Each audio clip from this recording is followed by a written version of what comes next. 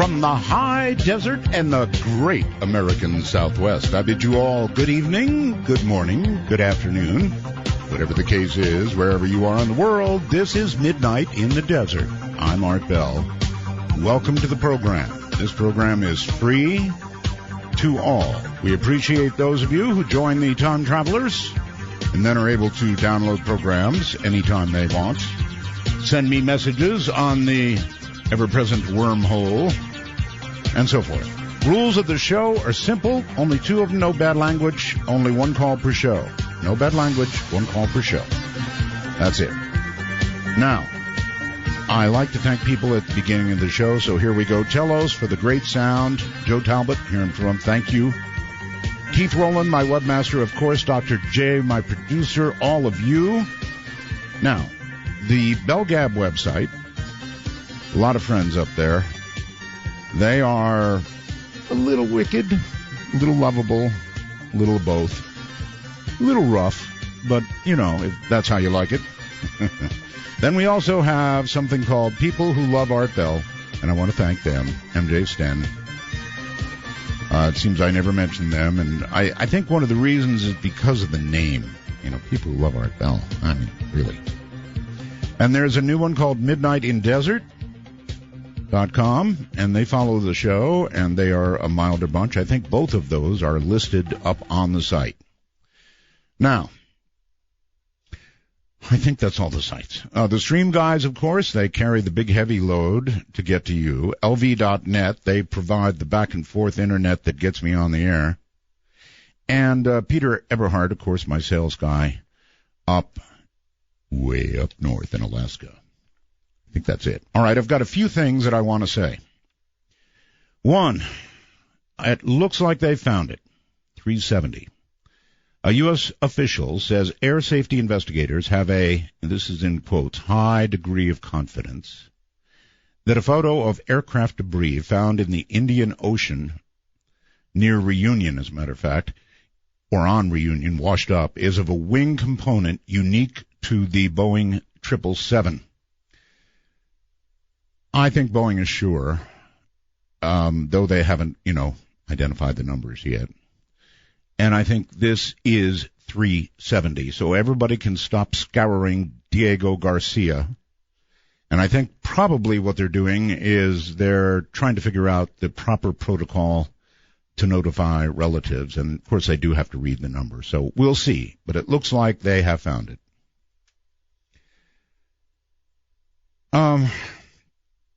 This goes to last night's show, and I want to read it because I really think it does go to last night's show. Back in 2001, as part of Stephen Greer's disclosure project, you know Stephen, right?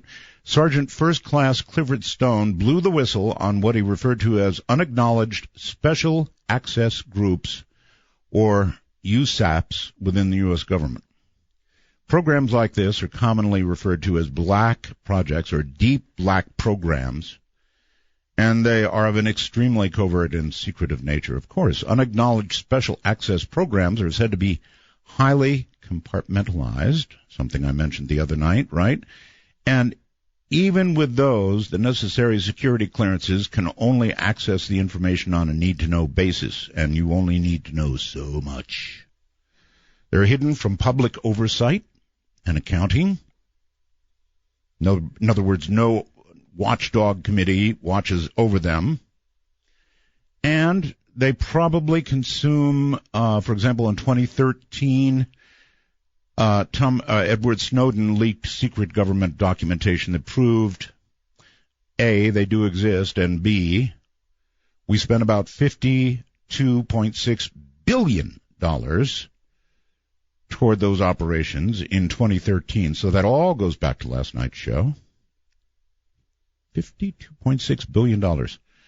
How many doctor's appointments would that be? And now something, by the way, coming up, of course, we have a guest tonight. Eventually we will be getting to him. Preston Dennett is my guest, and this may interest him. It interested me. He talks about ghosts. And this comes from anomalous.com. A lot of good things do. There's something notable about males and violence in real life, right? How many times does somebody walk in somewhere and start shooting? Usually it's a guy. But there is something notable about them. Afterlife.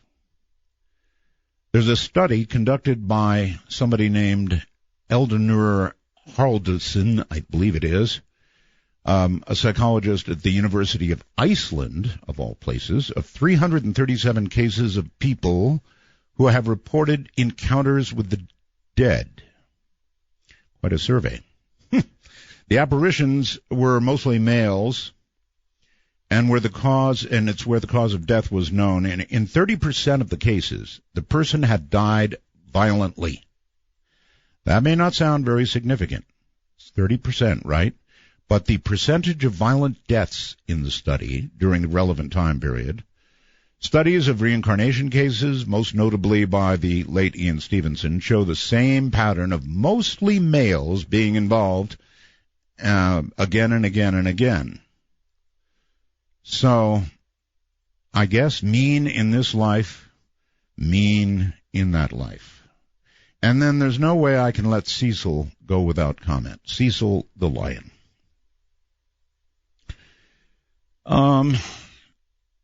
It's got to be the saddest doggone story I've ever seen. Cecil was killed by a dentist. I guess you know that now, right? This was a lion in a preserve in Africa. In a preserve. And it is said that it was lured out of the preserve so this dentist could, from what I heard, shoot arrows at it. And then I guess it was up to like 40 hours before poor Cecil, loved by many, and tagged, by the way, died. It took him a long time to die. So this guy could have his people lure him out and shoot him.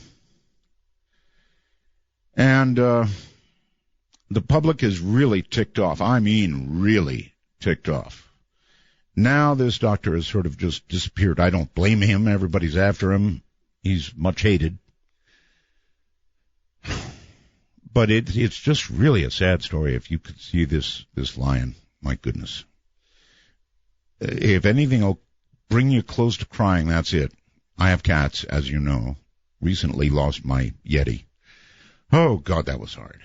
But so Cecil's nothing but a big cat.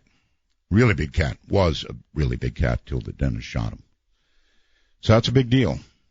And then there's one final item, and then we'll break. And that is, I discussed this the other day. I brought it up. It's the cube.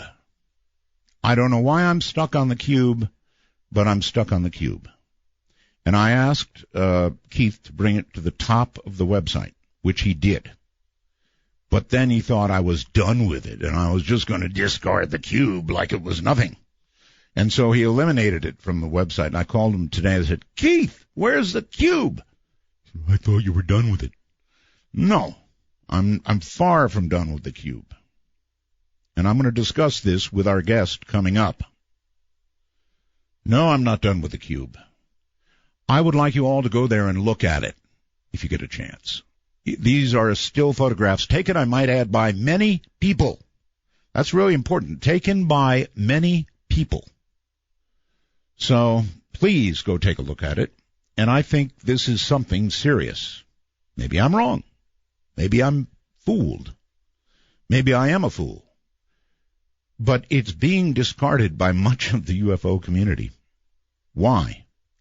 Because, well, it's a cube. And I think that is a tragic, serious mistake on the part of ufology. Now, maybe it's some cube balloon or something. I don't know. But it's really odd.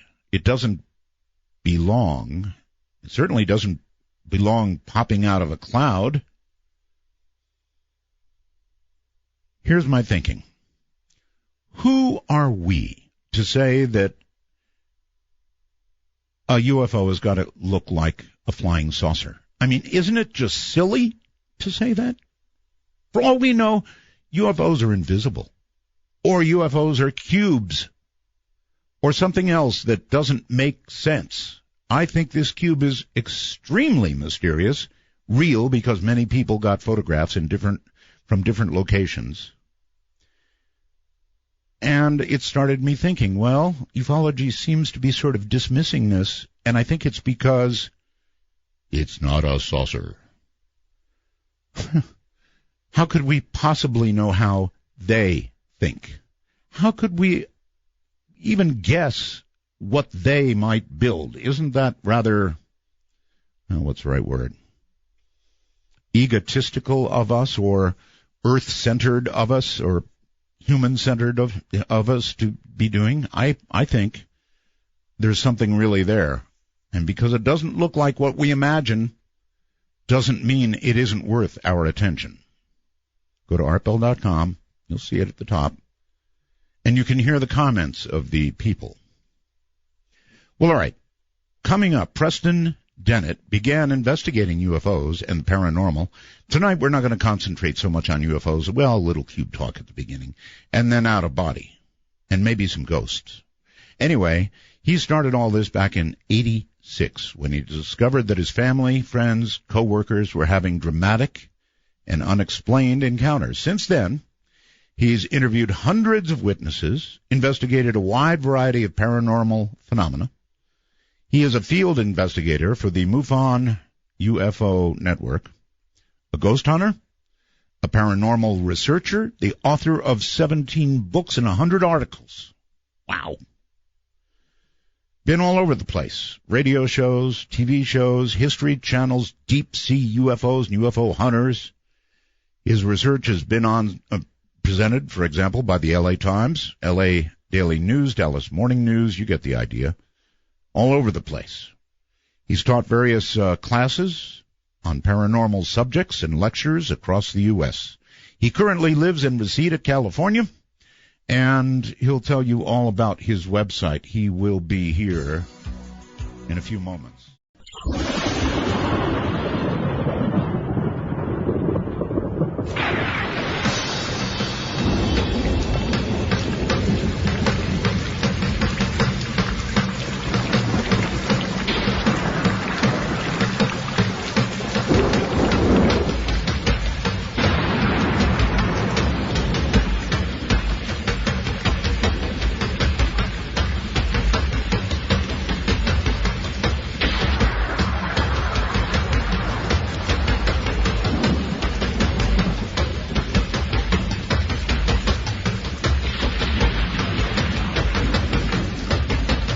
Strike 12, and Midnight in the Desert is pounding packets your way on the Dark Matter Digital Network. To call the show, please direct your finger digits to dial 1-952-225-5278. That's 1-952. Call ART. So go take a look at the cube.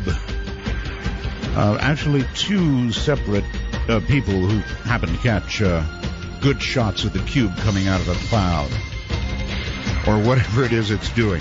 And I'm telling you, it's weird.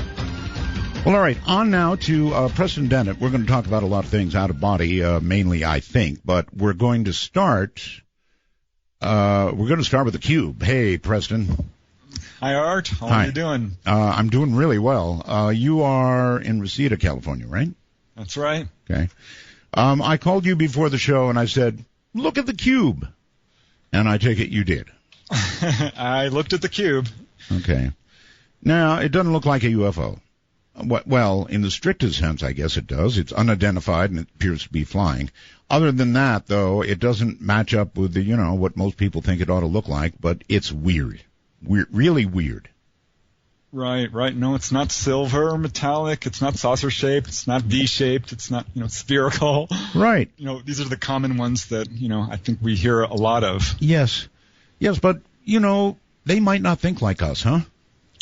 Well, how could they possibly? I mean, by definition, they are alien. And this is one of the things that's really, I think, kind of frustrating and at the same time interesting about, investigating UFOs is the variety of these craft. Yes, we do get a lot of saucer shapes, but, I don't think there's a shape out there that, we haven't heard about, whether it's, crosses or donut shapes or crescent shapes or, it just goes on. I had one guy tell me, I don't know how to describe the shape. It wasn't octagonal. It had all these different sides that were, different lengths. It was very oddly shaped, like a lump. That's how he kind of described it. We seem to want it to be a saucer, Yeah, saucers are nice shapes, definitely. Very convenient, but certainly that's not the only thing people are seeing. I think that came from the early movies, science fiction movies that we had, because they were all saucers. Right, it's interesting because Kenneth Arnold, he didn't actually see saucers, and apparently the Roswell craft wasn't, technically a saucer. There you go. Right, So- You're absolutely right. Okay, well, anyway, I really wanted to call attention to that. I want people to look at it. It is, to me, as much, if not more of a mystery than, stuff that's like a saucer. Yeah, you know what I like about the photograph actually is you can see this thing before it's fully formed. Oh, yes. So it's as if it's, interdimensional and coming into our, Yes. physical space. That's the other thing. I mean, who says their method of propulsion is remotely like anything we even imagine? It might have just materialized there. Right, but you can see it interacting with the cloud. Yes. It clearly looks like a very large object at, quite a distance from the cameras. Yes. It would be hard to fake for sure. It would, And, and I don't think it was a fake. I mean, when people get it from different angles, I suppose it could be a fake craft, as it were, but it's not a fake photograph, that's for sure. Well, I listened to the interview, and you can tell the witnesses are obviously sincere. Yes. And with multiple witnesses, well, right off the bat, there you've got a good case. But it didn't go nuts like most things like that would, and I'm convinced the reason it didn't go nuts, even though it was covered, is because it didn't look right. Right. It's kind of Arthur C. Clarke, 2001, The Monolith. Kind of, maybe it scared people a little bit. Exactly. Exactly right. I'm getting a little notice of internet connection problem from you. But I don't hear it. You sound great. Yeah, I can hear you fine. Oh, well, so much for you, Skype. All right. Let's move to OBEs, and I really, really love the subject of OBEs, Preston. I only had one in my whole life. It happened when Ramona and I went to Paris, France, and it was amazing, Preston. I had been asleep. I woke up, and it's like somebody snapped a switch. And this is the only way I can describe it. I was in the most joyous, welcoming, amazing place I had ever been. It was absolute pure joy, but it scared the heck out of me, and I snapped right out of it. I was somewhere else. I mean, instantaneously, I was somewhere else. An amazing place of some kind. But boy, did it shock me, Preston. I didn't do any tours. I didn't get to go to some other place on the earth, as people have been described to do with OBEs. But it was incredible. There aren't words. No, but there really aren't. I know exactly what you're talking about. But we're on a radio show, so we're going to have to find words. So what is an out-of-body experience? Well, the simple definition is an out-of-body experience is when you perceive yourself as being separate from your body. And to elaborate on that a little bit, we all have a dream body, or an astral body, if you will, which is separate from the physical. And in fact, we're kind of projecting down here from the so-called other side into a physical body. So an out-of-body experience is sort of the reverse of that. They call it projection, but in fact, we're going towards, our source. And we not only have... We're going toward our source. What do you mean? We not only have a physical body and an astral body. As we get into this, it gets a little bit more complicated than that. What is the source?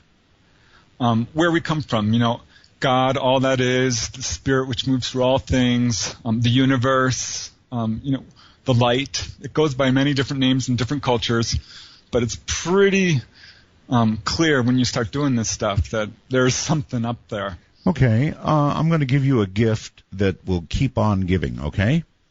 I'm ready. You mentioned the light, right? Right. Mm-hmm. John Lear is a friend of mine. You know the name, I'm sure, right? Oh, absolutely. Okay, Learjet fame, Daddy. Anyway, I did a very serious interview with John Lear, one in which he said, the most important thing I'm ever going to tell you, Art, or something along those lines, is as follows. When you die, you will have a choice of going to the light or the darkness.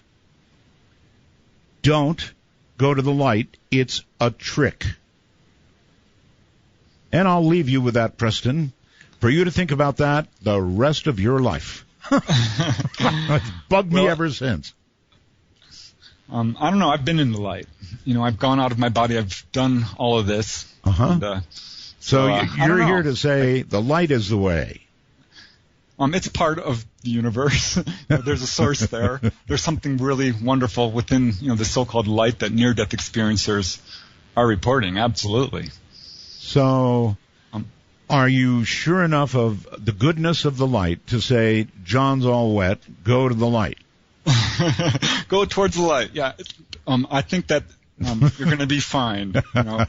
You can, what I would say when you're at that point, make the decision then. This is not something you don't want to do. I mean, if you're uncomfortable with it, see, this you has can turn away. Driven me nuts ever since. I mean, you make the wrong choice and there's no going back.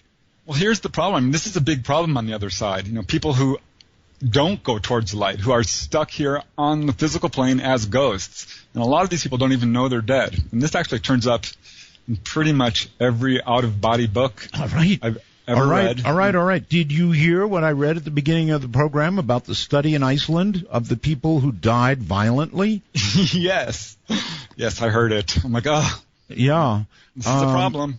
So it's real. In other words, I've said jokingly a few times, nasty on this side, nasty on that side. You think some truth to that? Oh yeah, there's kind of levels of vibration, and if you are vibrating, with low-level emotions like lust or anger or greed or all of this kind of stuff, violence, you're not going to be able to move up to the higher realms where it vibrates much faster. It's much more beautiful. You have many more, what I would call, I guess, supernatural powers. This sort of thing. I've had the lust thing. Oh yeah, this is something that the astral body is actually called the desire body, and really? This is something you'll find out pretty quick if you start doing this sort of stuff regularly, because this is where all your emotions come from, and your suppressions and anything you've really not dealt with. And when you pop out of body, this is not at all unusual for people to become absolutely terrified. Yeah, I get that. Or completely joyous, or consumed with lust, or the desire to eat food. It seems to me if you pop out of your body and then get consumed with lust, you're in real trouble because you need that body. Well, it's very much like having an erotic dream, you might say, except you're awake. Yeah, I get it, sure. So you can. It's actually a really wonderful experience because you can live out pretty much any fantasy you want. You can create feasts of food. You can do just about anything that you can think of. The power of thought on the other side is amazing. You just think it, and it has a huge effect. Okay, the way you're talking about it leaves not much question in anybody's mind. You've been there. I absolutely believe I have. I really do. I think that we actually all have out-of-body experiences, but the trick is really remembering them. And I'm not alone with this. This is what other out-of-body travelers say as well. Oh, really? Oh, yeah. Gee, I can't forget mine. It was so profound that I can't forget it. There are various tricks, aren't there, to getting out of your body. Let's go there. I have heard it said that, for example, feeling paralyzed and hearing a buzzing sound is very frequently something that precedes a possible OBE. Is it true? Right. That's called the vibratory state, and that means you're ready. You're actually feeling the higher vibration of the next dimension, which is what that is. So you're ready to go. It's basically just a process of relaxing till you get to that point. Okay, I've been there. I can't get past it. It's too scary. Yeah, there's a huge fear barrier which you have to get over and just do it. The thing to remember is you can't be hurt when you're out of body. It's a non-physical state. I know this is what everybody who talks about OBEs says. You can't be hurt. But I don't know. Let me ask you this. When you're out of body, is that, I hate to use this word, but I'm gonna, is that your soul that is separating from your body, in your opinion?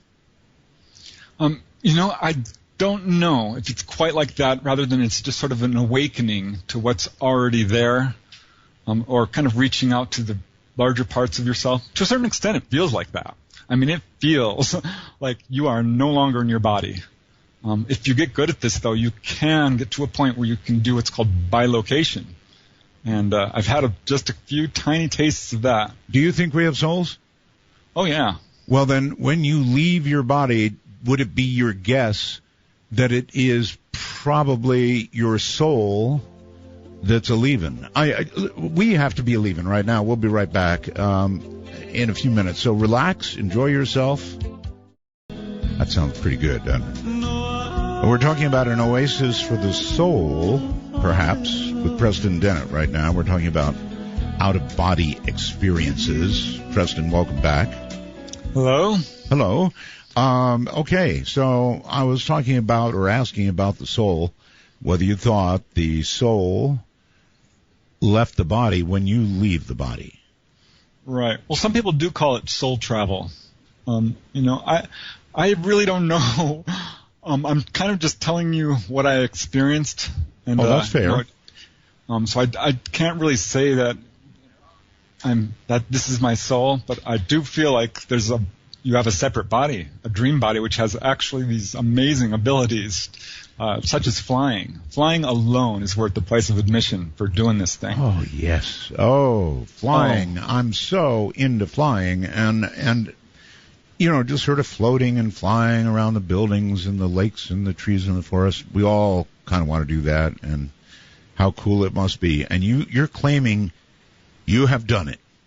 Right, walk through walls, visit distant locations. I think a lot of people have had flying dreams, and this is a real close indicator that you're, close to remembering what's going on at night. We're all having these experiences each night. How do you know whether you're ready to walk through a wall? Well, you try it. It's a little disconcerting, I have to tell you at first. You're like, all right, I'm going to do it. Boom. I have to tell you, it took me over a year to keep my eyes open while doing it. And really? I wouldn't fly through telephone wires for a really long time just because, I was a little bit nervous about it. So you really, you swear on a stack of somethings that you've walked through walls? Absolutely. It's a remarkable experience. You can actually feel it. That is so cool. And brick is like a different texture from wood. Wait. Describe it. You said you can feel it. If you walk through a wall, never having walked through one, tell me, what does it feel like? Well, it's hard to describe, but you can feel the surface of the material, whether it's rough or smooth. Like brick is kind of grainy and rocky, and you can feel it right through your entire body, by the way, through your arms and legs. Wow. And which is different from wood and smaller, thinner substances like glass. I know words are hard for this. Let me try this. Is there any difference in the resistance of wood going through a wall and, walking through a brick wall? Yeah. Wood's easier, glass is easiest, and you kind of pop out. It's like going through a bubble. And you feel a little tug, and boink, you're out. Oh, that's cool. And, there's been times I've walked into walls and boom, hit it. I really appreciate your being able to describe this. It's awesome. I've always wondered what it would feel like. And you're saying there is a difference. And you said with glass, it's kind of like a little, and you're through. Right. How cool is that? But you can reach a point, where you don't actually feel any of this if you're vibrating at a really high frequency. But normally when a person pops out, they're still pretty low frequency and they're trying to just orient themselves. And you try and walk through a wall and you might bounce off of it, which has happened to me many times. It took me a little bit to learn how to do it. Well, see, that's what I'm worried about. Failure at walking through walls probably has some consequences, especially if you're really sure of yourself and you just go striding right up to it, boom. Yeah, there was one time I popped out of body. I'm like, yay, I'm doing it. I flew through my bedroom door, flew through the hallway door. I was into the hallway outside, and I flew down the staircase of my condo building where I lived at the time. Yes. And landed into the second landing and sunk right up to my knees. And I'm like, oh no, what do I do now? And I'm like flailing around, and I lost consciousness and was pulled back into my body. See, that's part of the really scary part to me. It just really is. The possibility that you might sink into something, for example. Ooh, that's not good. Well, let me alleviate at least, some of your fears, because the truth is, what I've found is it's very beneficial, and that the dangers are way overstated, and I found, in fact, it's got a lot more benefits than dangers. There's no real danger of getting locked out of your body, or getting possessed, or going too far away, or getting lost, or anything like that, because you have this silver cord, which pulls you back. In fact, the problem is staying out. That's truly the problem. And you get pulled back at the least if you even think about your body. If you have, a lot of fear, it will pull you back. A lot of emotion of any kind will pull you right back into your body. Now, I've got to give you this. Every person I've talked to on OBEs over the years has said roughly the same thing. So, that resonates with me. I've never had a description of walking through things. That was really cool. But the part about getting yanked back, if there's danger or if there's big emotion or something like that, most have said that. That's what causes me to kind of buy into all this, Preston, because everybody's saying the same thing. Oh, yeah, at first you're thinking, my God, is this happening to me? This can't be real. I must be dreaming. And you get into this sort of quest. And beginners always want to start moving objects. I tried that for years, and I still can't do it. There's some people who claim to be able to do it. Right, not possible, I guess, huh? I haven't been able to do it. But what I was able to do is go to a distant location and look at it, and I'm like, wow, I didn't expect this to look like this. It was a location near my house, which I'd never been to. Yes. And I'm like, all right, I'm going to go there and see if this is actually true, because what it was the cement river, which is near my house at the time, and it had dirt banked up on the sides, huge amounts of it. I'm like, there's no way. This is a cement river. There was plants growing and all this stuff. I'm like, I have to go see this. And this is how I got proof that, this is not, the first time I got proof that this is not just a dream. Because it's very, pretty disorienting when you're out of your body and you're walking around. You feel like a ghost. All right, so here's a question for you. If you are out of your body and try to move something, is it just your hand that goes right through it? Right. Or you might think you actually moved it. And because there's kind of weird duplicate energy forms, I guess, thought forms, that you're moving around, which do move, but it's not the actual physical object. So, I haven't been able to do it, and I was obsessed with it because, I don't know, I felt like this ghost walking around, and I was dealing with a lot of emotions, dealing with a lot of lust, a lot of, gluttony. I would create these feasts of food and all this kind of thing. That brings up another topic, which I want to ask you about. You said you felt like a ghost. Is it possible, Preston, that some ghost reports are people doing OBEs? I would be surprised if it wasn't the case. Really? I think that there's a few verified cases, not nearly as many as I would think would be out there. But almost certainly that has to be the case. Because there are a lot of cases in the literature, at least, where people have gone over to other people's houses and appeared, which I've tried to do, by the way. And I'm flying around in front of people. I'm like, here I am. Do you see me? Do you see me? Seriously? And, they don't see me. They cannot see me. But you can see what they're doing, right? Right. If not, can you hear them? Well, let me think about that. I don't think I've been able to do that. I'd have to, I don't think so. There's been a couple of cases. Yeah, I was once, went to San Diego. I have a friend who lives down in San Diego. Thought, this is a far way to go. I'll try that. Okay. And this is kind of what you do. You have a plan in mind. And if you don't have your agenda ready, you're going to get distracted. You're going to lose consciousness. You have to really focus. It's a tightrope of consciousness. You're saying you can plan this like you would a trip. Exactly. Wow. You really hesitated when I asked you about whether you could hear people. That's interesting. You would think the auditory aspect of it would either be shockingly there or even more shockingly missing. Well, when when you go to the other side, so to speak, Yes. it's telepathic.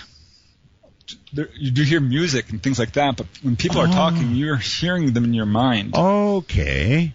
That says it all. Do you always hear them in your mind, or sort of just if you want to? Usually.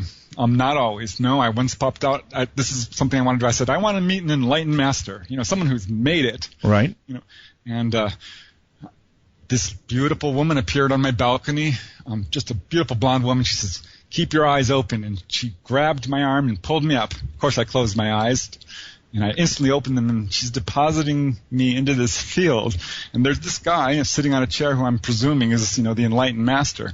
Right. And he gives out this one weird sentence, which is what they do, these kind of koans or poems or something, little riddles. And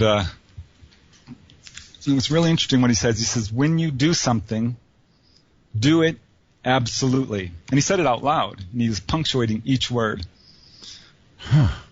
So it was an odd sentence for sure, which has hidden meaning to it, which I could talk about. Sure. The whole thing is just so astounding to me. How many times, Preston, have you done this? I mean, is it so many you can't count, or what? Well, I probably could count it, but it's got to be in the thousands there, consciously. I think, again, that's a trick question. Yeah, I don't mean it to be. I don't mean it to be. I really don't. I'm so curious about this, and of course, people are going to come forward and they're going to say, I want to do this so badly. How do I do it?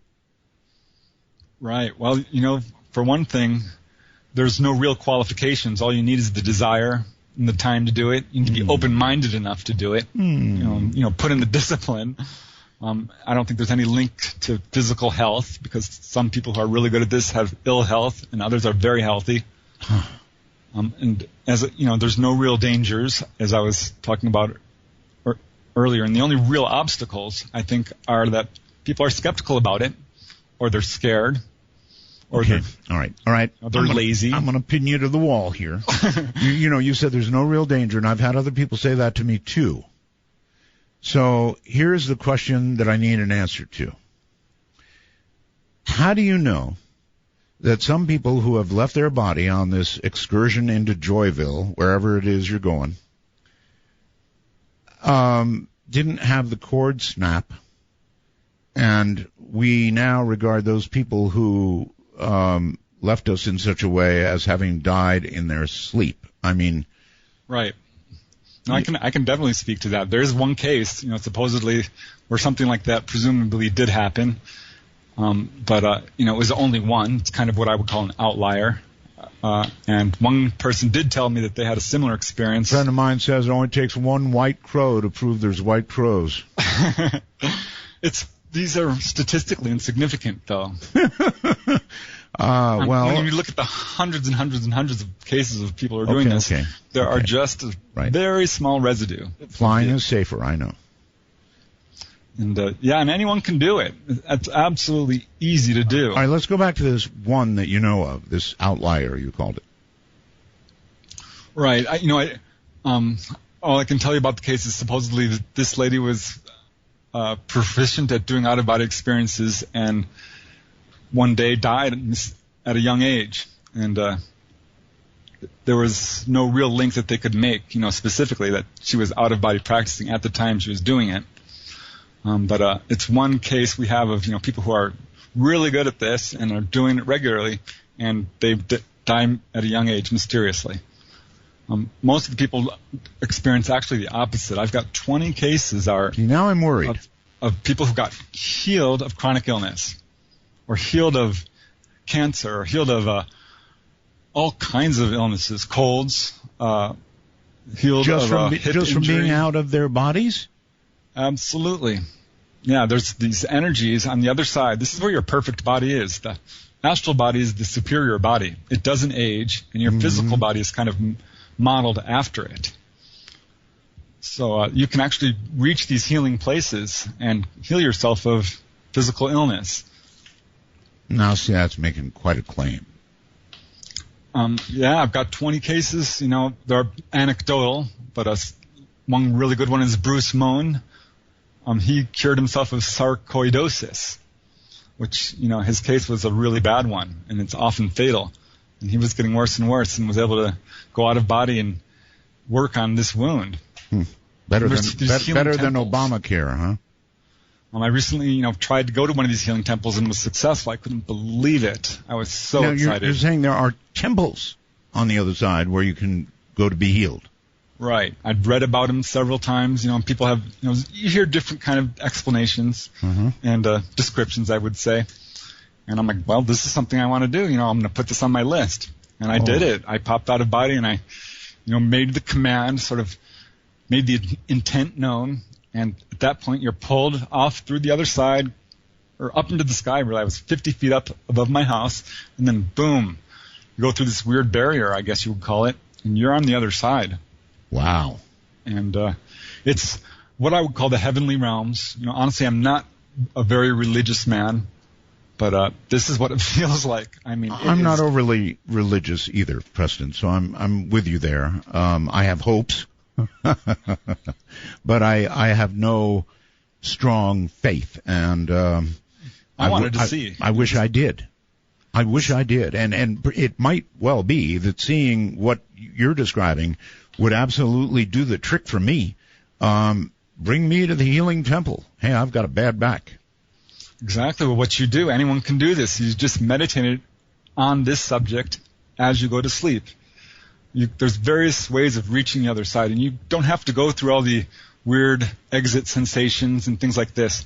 I'm going to say about half of the out-of-body experiences I have, I just wake up on the other side. And, you're fully awake, by the way. Colors are much more vivid. It's the real reality. This is a pale comparison. If I can just get past the fear. I mean, it really is scary, Preston, because you do go through that thing where there's a humming sound, and you may go through feeling paralyzed. These are frightening things to happen to a person before you get to something better. They really are scary. Oh, yeah, and it can get very loud. It can feel like an electric shock and feel like you're standing next to a jet engine. That's what I mean. But, that's as bad as it gets, and then pop, you're out, and boy, is it worth it. And there's just so many things you can do. You can learn about your past lives, for instance. You can visit deceased loved ones. And so, by the way... Slow up. Past lives. My goodness, Preston. So you believe in reincarnation? Well, I think I'm leaning towards it for sure, because I have some weird memories flowing through my head, which I can't pinpoint to this life. Okay. And this has kind of always been that way for me, but really, when I started going out of body, I'm like, all right, let's see a past life. And you did? I was able to do it several times. May I inquire what you learned of yourself? I learned that I had a lot of them. One life was, as a Native American. It's really interesting because often you're taken to the most traumatic or emotional incident of a lifetime, which is often the death scene. This was one where it wasn't. It was sort of the, what would you call it, come of awakening, where a 17-year-old turns into a man type of ceremony. I would definitely not want to go to my death scene. Yeah, it's scary. Let me tell you, I pulled out from a couple of them. I'm like, no, I'm not doing this. Because, this is something, you learn a lot about yourself. I learned a lot about, my obsessions with ships, for instance. Ships? I've had a lot of lifetimes where I was on, in the Navy or sailing or a pirate even. Wow. A lot of lifetimes where I was a monk, which I found kind of interesting because I'm really not religious, but I'm kind of really into the same sort of thing if you think about it. You're like a travel agent for the other side. Oh, it's amazing. I can't ask people enough to just try this. If you still have fear, here's one really good way, Art, of doing it, is you think of someone you love who's already on the other side, and you can create a love bridge. And pretty much everyone has at least one person they know who's, passed away. And what you do is you just concentrate on that person that night and say, I want to see you. Uh-huh. I want you to take me on a tour to the other side. I want to see how it's going. Let's connect. And it will happen. If you might take a couple of meditations, but often it'll happen on the first night if you're really into it. Well, I know a lot of people who have medical problems, take off to Bangkok in Thailand, get them taken care of, come home with extra money. That's one kind of travel for your health, and you're talking about an entirely different one, which is just so much harder for me. I can never get past that buzz. Just never get past it. Well, this is, of course, Midnight in the Desert. I'm Art Bell.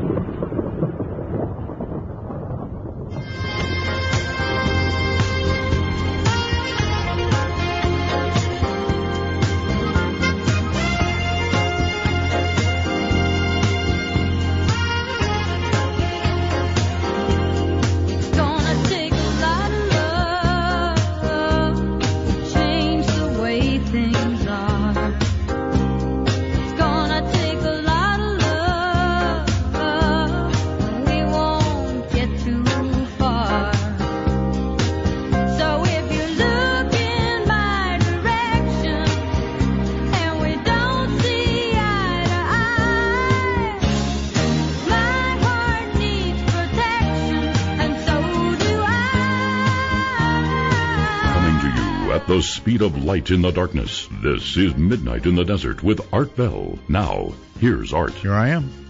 Preston Dennett is my guest, and I'm so glad to have him. We're discussing out-of-body experiences, OBEs.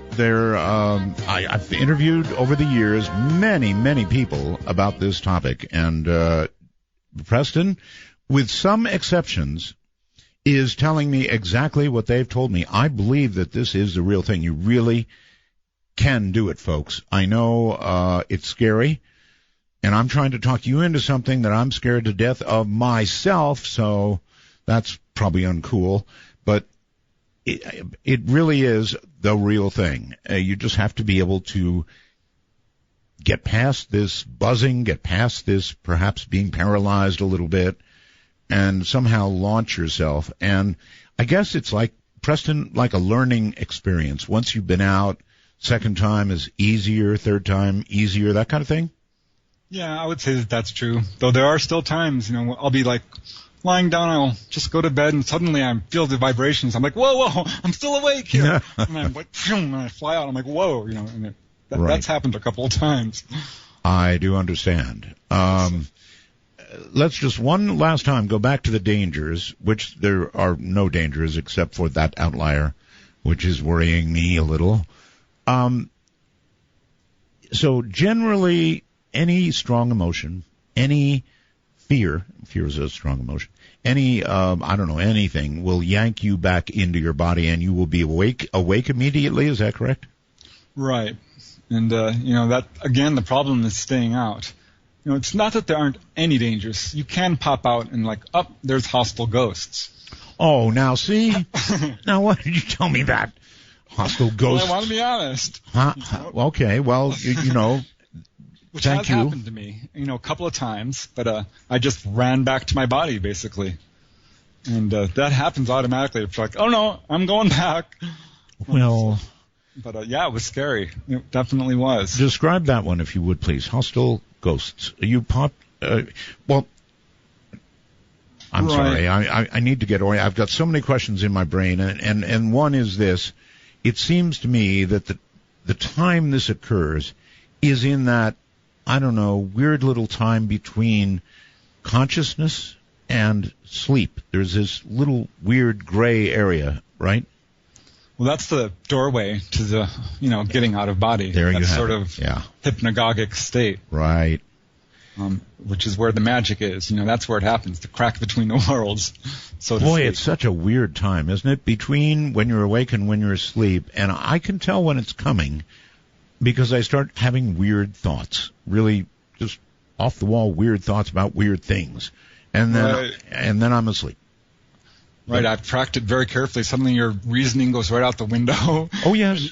And you're just imagining things, and you're thinking they're real, and it becomes very kind of almost chaotic. So there's no dangers except, of course, dying because you didn't get snapped back and or manifesting before hostile ghosts. Right. Well, there was a time I would say I popped out of body. And I'm like, all right, I'm going to go.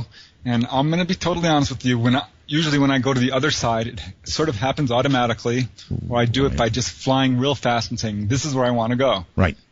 And you pop out in these beautiful heavenly realms, or sometimes farther where it's even more amazing. But sometimes, you are kind of in between, and there's what you would call a darker place. Yes. Sort of a blackness, or the lower realms. And I've visited these as well to a certain extent. Have you ever intentionally gone to those darker places? Yeah, and it was not nice. People were pushing and shoving, and you try and pull them out of this place, and they can't hear you. Really? And it's very uncomfortable, to say the least. But once I was flying out, and I felt some weird little creature grab my ankle. Oh. Well, this does not feel human.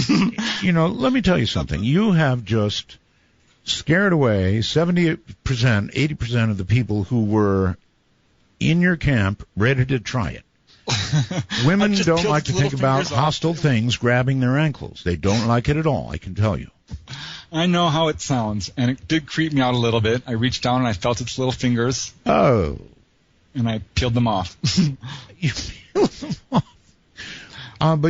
So in other words, you can, even though you can't move objects out of body, you can move other, dare I say it, other out-of-body entities.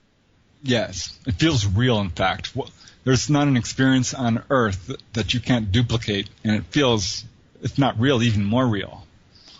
You can interact with, if it's not the physical environment, an environment that's exactly like it. I mean, really, Preston, what is one of the scariest things you ever see in a movie? It's some lady standing there with this evil, probably detached hand headed toward her ankle, and everybody screams. So that's a rough one to get past. Yeah, well, I'm telling you, the benefits of this are so much better. Yeah, but as a travel agent, you might as well pull your shingle off your door. Talking about ankles. Ay. Okay, all right. So, that was one experience. And another, I'm going to be honest, which was unpleasant, was I flew out of my house, and there was 3 men there who were clearly hostile and wanted to hurt me. Not the 3 wise men. No, these were not wise men. These were murderers. These were thieves. These were N-words. I mean, these people were vile. Lovely. So I'm like, all right, I'm leaving. Probably all 3 of them products of having died violently. And, God, that was an interesting story, wasn't it? Iceland. Right. Of all places, Iceland. It certainly touched a nerve, because there's, as I said, a lot of ghost problems out there. In fact, if a person does this astral travel, at some point you're going to be called on to save a lost soul. I'm like, hey, that hasn't happened to me, so I did it. I did it intentionally, and it was amazing. I found this lost. I was taken actually to this girl who had apparently suffocated under her house. I had the impression that she was murdered, but I couldn't say how. But she was scared. I'm just terrified, and I'm like, it's okay, come with me. And she wouldn't. I'm like, your mommy wants to see you. Right. And that sort of, got her. She's like, yeah, really? And I'm like, yeah, I'll take you to your mommy. And I'm just, winging it, because I didn't know what to say. She was a poor little girl. I felt terrible. That's what every bad guy going after a poor little girl says. I'm going to take you to your mommy. Yeah, well, somehow I was able to convince her, the poor thing. She took my hand. I could feel it.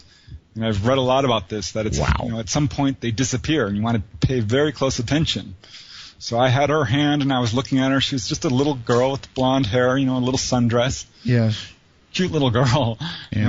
And I'm like, let's go see your mommy. And I flew off to, what I would call the heavenly realms.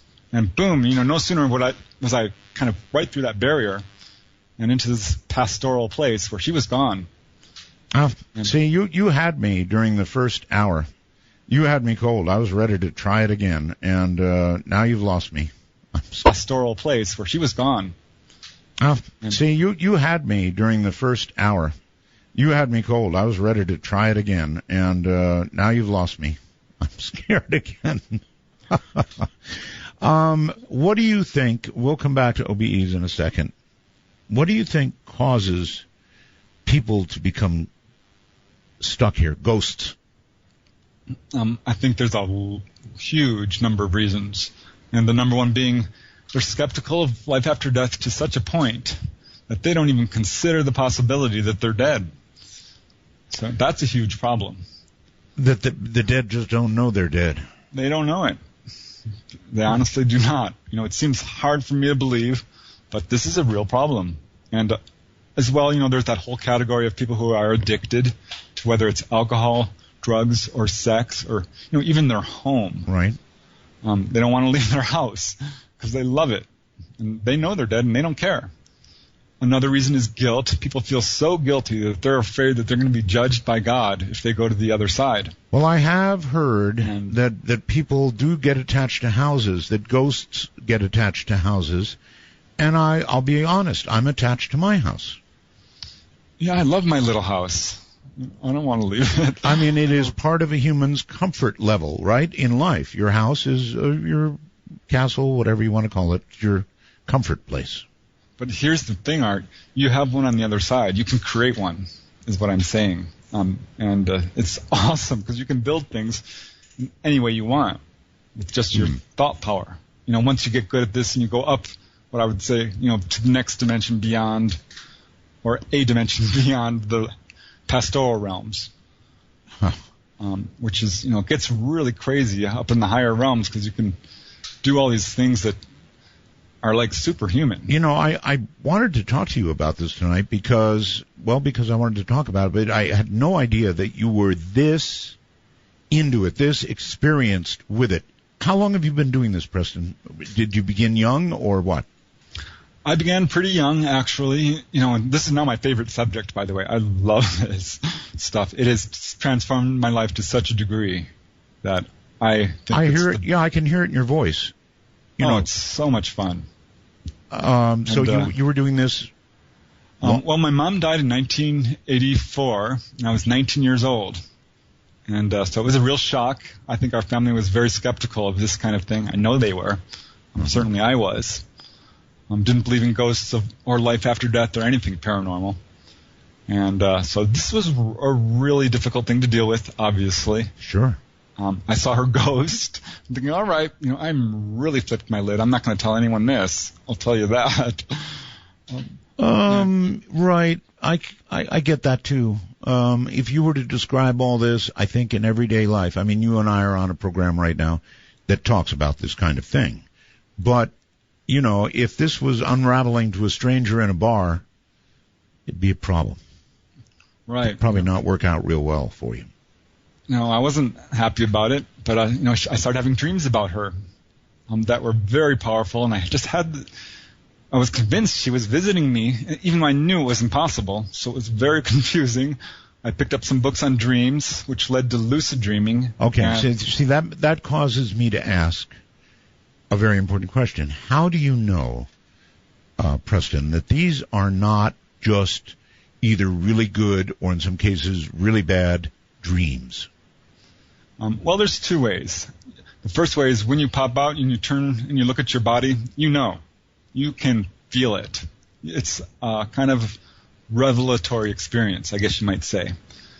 But I do agree with that. If you look at your own body, if you pop out and you look at your own body, that's big. No question about it. That doesn't seem like a dream. I don't think I've ever seen my own body in a dream. I know I haven't. It looks really weird when you do it, I have to tell you. Sure like, whoa. And, and it's very convincing. Absolutely, unlike, it's you're awake. That's, I guess, what I'm trying to say. It's you know how when you know you're awake, you know you're awake? Yeah, sure. It's like that. So you're like, all right, there's no doubt. And yeah, actually, you are very convincing. It's the tone of your voice and the enthusiasm in your voice. You just know what he's saying is the real thing, right?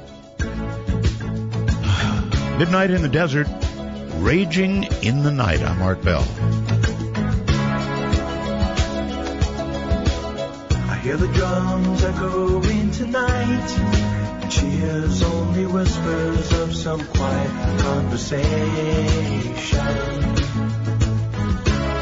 She's coming in 12:30 flight. The moonlit wings reflect the stars that guide me towards salvation. I stopped an old man along the way, hoping to find some old forgotten words.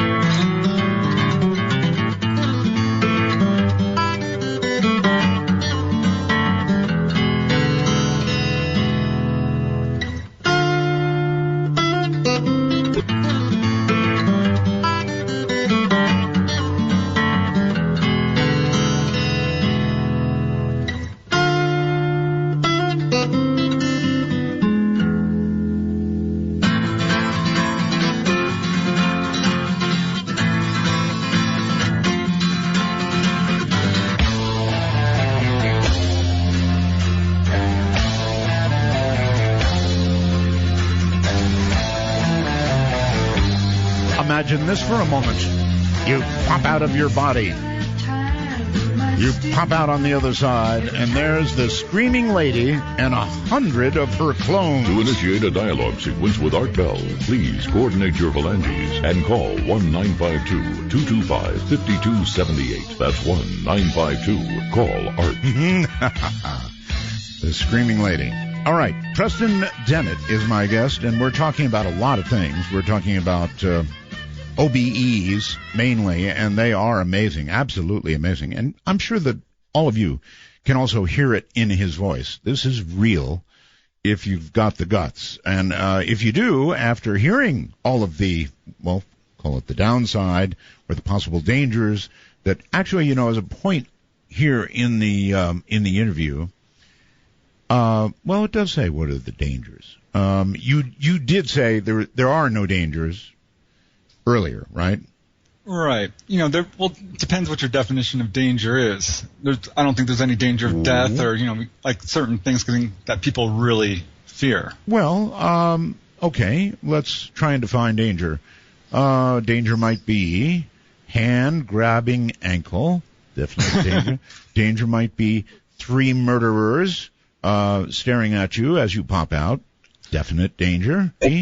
Hand grabbing ankle. Definite danger. Danger might be 3 murderers staring at you as you pop out. Definite danger. Danger might be the line breaks and you can't get back to your body, as in somebody died in their sleep. I mean, I can't get past that one, Preston. A lot of people die in their sleep, and how is it that we can know that they are not victims of a snapped cord? Well, we can't. You know, I don't know. All I can tell you is that the evidence of people who are doing this regularly are showing a lot of benefits, and the dangers of, you know, getting possessed or getting locked out or all of this is way overblown. I'm not seeing it.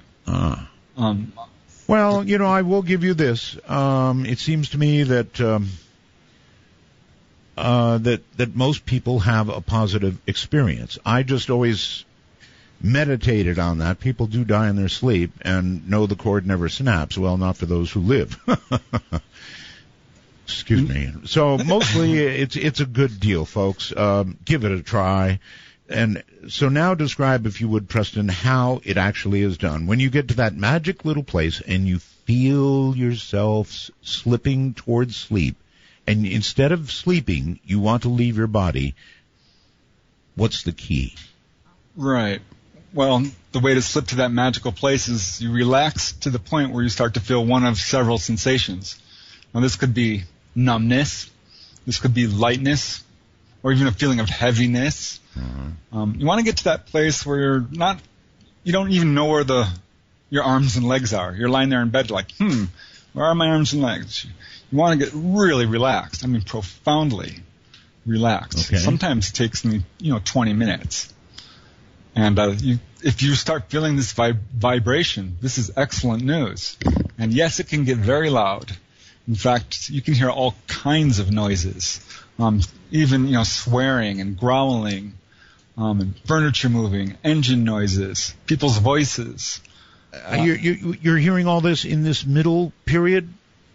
This can happen. It doesn't happen to most people. Normally, they just feel a vibration and hear a noise. Yeah. And then you pop out, and it's very disorienting because you have not done this before, and it's difficult to see. See, that's why I think a lot of people pop out and then pop back in immediately because they had the you-know-what scared out of them. That's what I did. Yeah, I'm like, all right, this is going to be fun. I'm going to do the exercises. And I did the exercises. I started to have lucid dreams. One day I popped out. I'm like, oh, this is not good news. I've just died. What have I done? I bet a lot of people think that. And I looked at my body. I'm like, well, this is awful. I'm like, oh, this is not good news. I've just died. What have I done? I bet a lot of people think that. And I looked at my body. I'm like, well, this is awful. I feel really bad. And I dived back into it, and I woke up instantly, and I thought, oh, my God, I just did it. And I was super excited. Huh. Without apparent danger in that. So you've done this so many times that you've had these very occasional, what would you say, 1% negative? Yeah, that sounds about right. Maybe even a little less. There was one time I did come up to this giant wall, and I couldn't break through it. And finally I was able to break through it. So that was a little disconcerting, but I just broke through it. Yeah, you're supposed to be able to go through anything, sort of. Yeah, this was a barrier between the dimensions. Wow.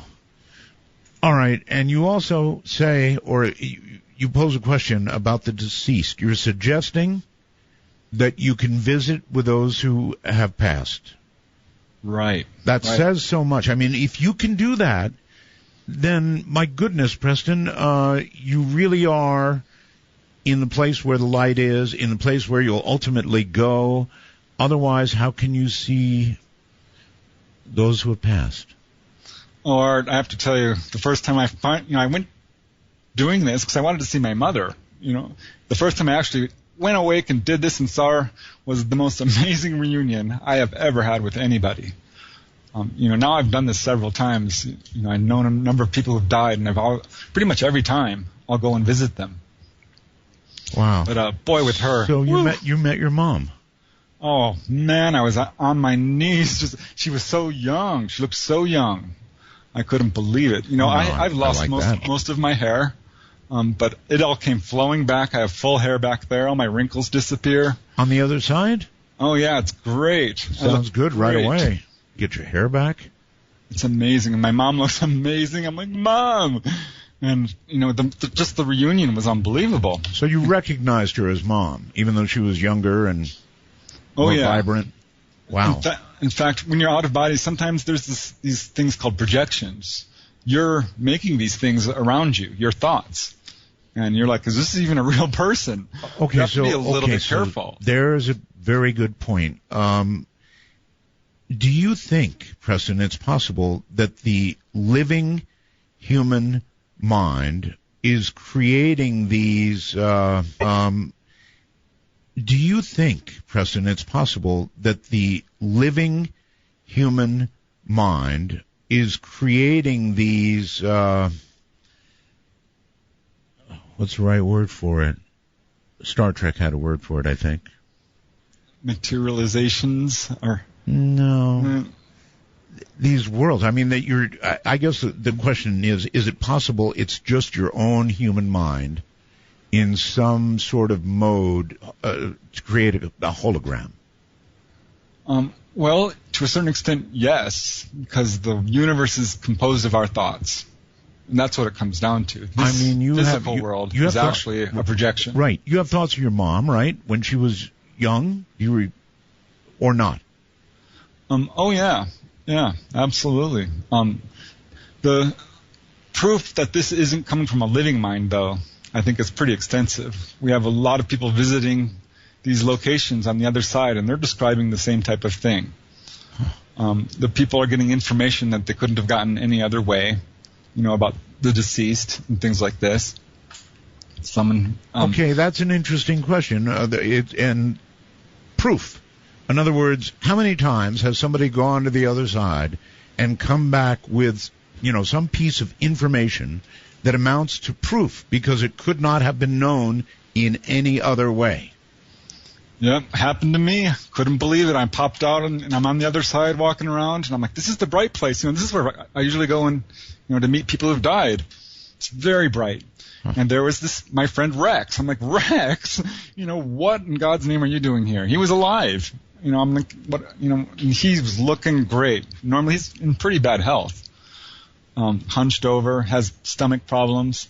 Yeah. But by no means, super severe to the point of, death or anything like this. And you're saying he was at that time still among the living?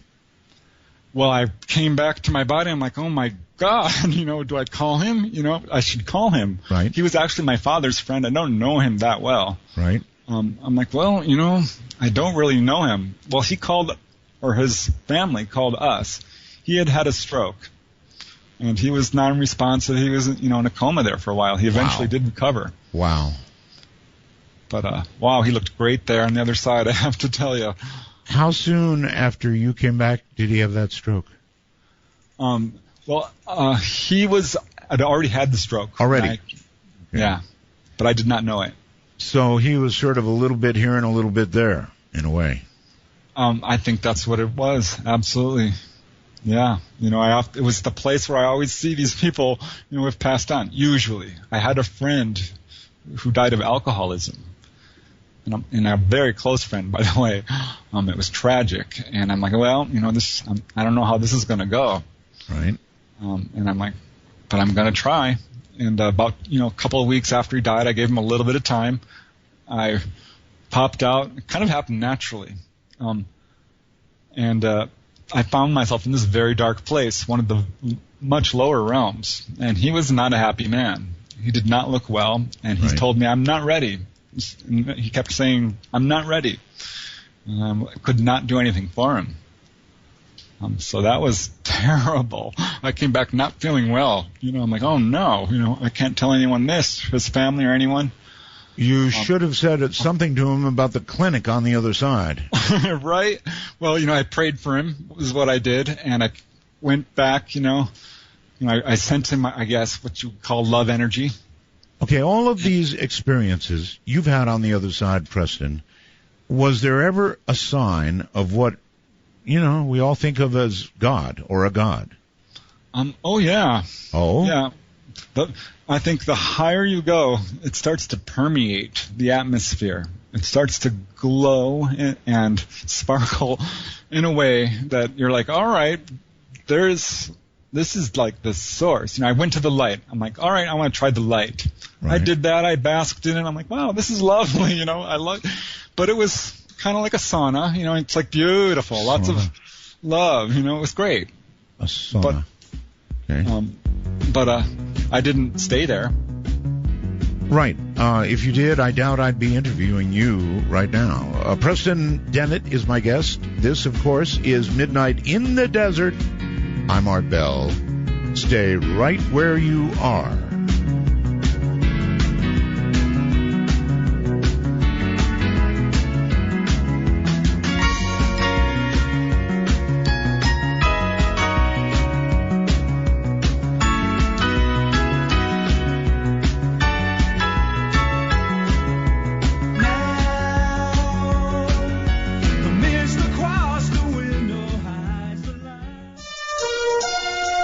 For Dark Matter News, I'm Leo Ashcraft. Debris found in the western Indian Ocean on Wednesday appears to be part of a Boeing 777, the same model as Malaysia Airlines Flight 370 that disappeared in 2014. A source close to the investigation says there is a unique element to the Boeing 777's wing flap component that Boeing observers believe striking resemblance to Michael Jackson. She says it certainly is very spooky. The image is so clear. Sometimes you can see these things in photos. It's an image of something, but you're almost willing it to be something else. But you look at it, and it's clearly a face, and it does look like Michael Jackson.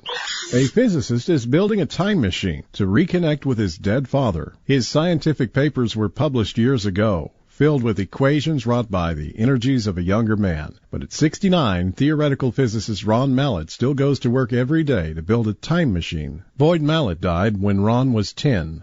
He vowed as a boy to sail back through time in a device to warn the older Mallett of the heart attack that would take his life on the night of his 11th wedding anniversary. A University of Connecticut research professor who for years taught in the classroom, Mallett immersed himself in the mysteries of time and space, crafting equations derived from the work of Albert Einstein. This year is a milestone for both his heroes. The 100th anniversary of Einstein's general theory of relativity that made time travel a serious topic among today's theoreticians, and the 60th anniversary of his father's death. The number of lectures that Mallett gives has doubled because of the Einstein anniversary. Their current model is a series of stacked ring lasers, each glowing green ring circulating at its level around a glass tube, the whole stack theoretically twisting the space inside.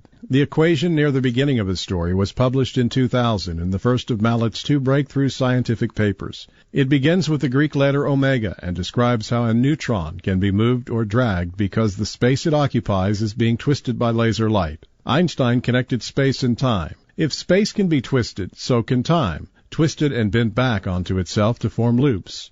No longer linear, time becomes a circular highway that can be traveled in both directions, to the past and future. He says, think of a cup of coffee. The coffee represents empty space. The spoon is the laser stirring that space. Drop a coffee bean, a neutron, into the cup, and it swirls and swirls in the coffee vortex, pulled around by a process known to scientists as frame dragging.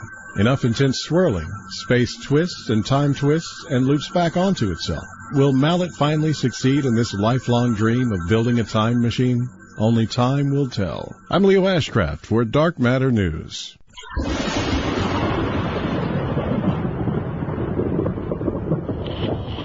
And I heard, as it were, the noise of thunder.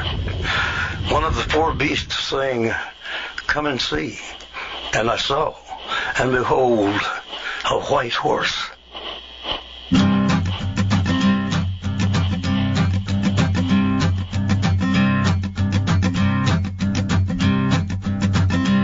There's a man going round taking names, and he decides who to free and who to blame.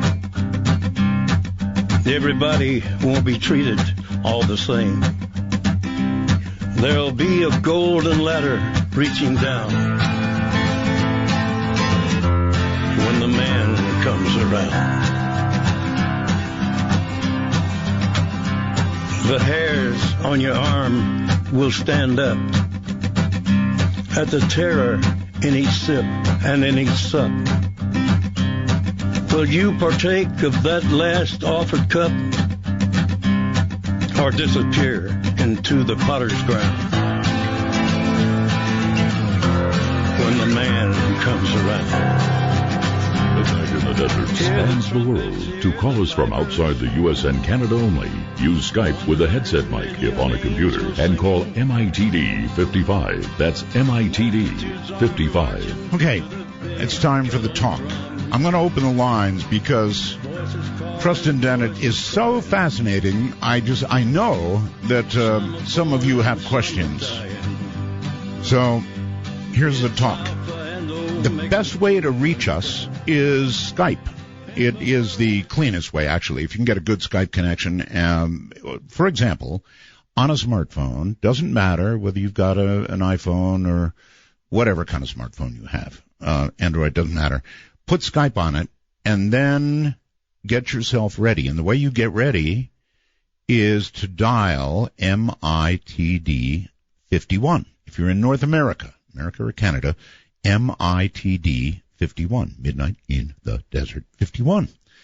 And then it'll be in your list, and you can, even though I haven't, pair it up with you, as it were, you can hit that any time and call. It's that easy. It really is that easy, especially on a smartphone. Or, of course, a computer. And if you're on a computer, you need a headset. Now, if you're outside of North America, anywhere else in the world, worldwide, it's MITD 55. MITD 55. Then, one more thing. We've got a public number, a telephone number. You can call that and get on the air, but you've got to let it ring until it's answered. Please don't get discouraged. We're not screening calls. We'll just take them as we get them, but we won't put you on hold. So the public number you can call is area code 952-225-5278. Let me give that again. The public number is area code 952-225-5278. All that said, Preston, are you there? I'm here. Okay, you can imagine a lot of people have questions about this kind of thing. So we're going to go to some of them, if it's okay with you. Oh, yeah, bring them on. Trust me, they'll come. Anne, hello there on Skype. You're on the air. Anne. Oh, Anne, this is Dino. Well, Dino, it says Anne there, A-N-N-E. What am I supposed to do? I know, it must be my wife's name. How you doing, Art? Just fine, just fine. Yeah, hey, I'm calling from the Facebook group Talking Midnight in the Desert with Art Bell. Really? Okay. Shut up. Yeah, hey. Yeah, interesting guest you got going here. Oh, yeah. Yeah. It's an interesting topic, and it's real. I've interviewed so many people about this, and they sort of say the same thing. Now, Preston gave me more of the possible negative side than others have. Other than that, though, the process, how it's done, all that seems the same. So. Yeah, I mean, I've tried many years to get to that point. Still can't get there. I don't know if he has any any help for us who can't get to that point. Right. Because I've been trying. Can't get there, though. Preston? Right. Well, there are different ways to approach it. You can approach this during the day. There's a simple exercise you can do that has a really powerful effect. And that's to ask yourself if you are out of body right now. And I know how it sounds because you're not. But if you do this, as much as you possibly can, but at least a couple of times a day, preferably, every hour, you will do this at night. And you will have the most profound experience because suddenly you're going to ask yourself this question and you're going to find out that you are, in fact, out of body. But you have to do what's called reality testing. And to do reality testing, well, there's various ways, to find out if you're out of body or not. You can try throwing something. If it levitates, you're out of body. You can try pushing your finger through your desk or a wall. That could be painful if you fail. Just lightly press, and it'll be astounding. You'll be at work there typing or whatever you do. See, for example, right now. Ow. Yeah, my finger ain't going through at all. No, but but I will want you keep to do trying. this That's once, for sure. Whenever you think of it, a couple of times a day, and you'll do this at night, and your finger's gonna go through that desk, and you're gonna be like, "Oh my God, I'm out of body." I would be already out of body. All right, so during the day, enlighten me. I get the between consciousness and sleep part, but during the day, how do you do this? Well, this is something you want to do all day long. When you wake up, I don't know. During breakfast, at work, when you come home, ask yourself, am I dreaming right now? Could this possibly be a dream? Could I be out of body? And you look around. If you see any anomalies, this is what's called a cue, and pretty much every dream will have one. Something that's not quite matching up with reality as you know it. And this is how you get lucid. Yeah, I will try this out. I hope I don't hurt my finger. But I love the show, Art. Love the show. Love that you're back. And Dino giving you a shout out there. Love you. I love being here. Thank you very much. And we've got an international caller, I believe, on the line. Hello? Hello there. Are you there? Going once. Come on. I know you're there. Brandon. Is that right? Brandon, are you there? No, I guess Brandon's not going to say anything. Okay, no problem. We can move on. And we've got a million calls here, so not sure where to go. Let's go to the phones and say, hello there. You are on Midnight. Hello? Yeah, Art? Yes. Yeah, hi.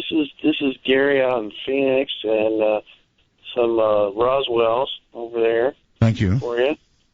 Yeah, this is one of my favorite subjects. I was back in I've had like 4 out-of-body experiences. The first one was back in 1996 or 97, and I was having that sleep paralysis thing with the vibration, and I was always be terrified. It happened periodically throughout my life, and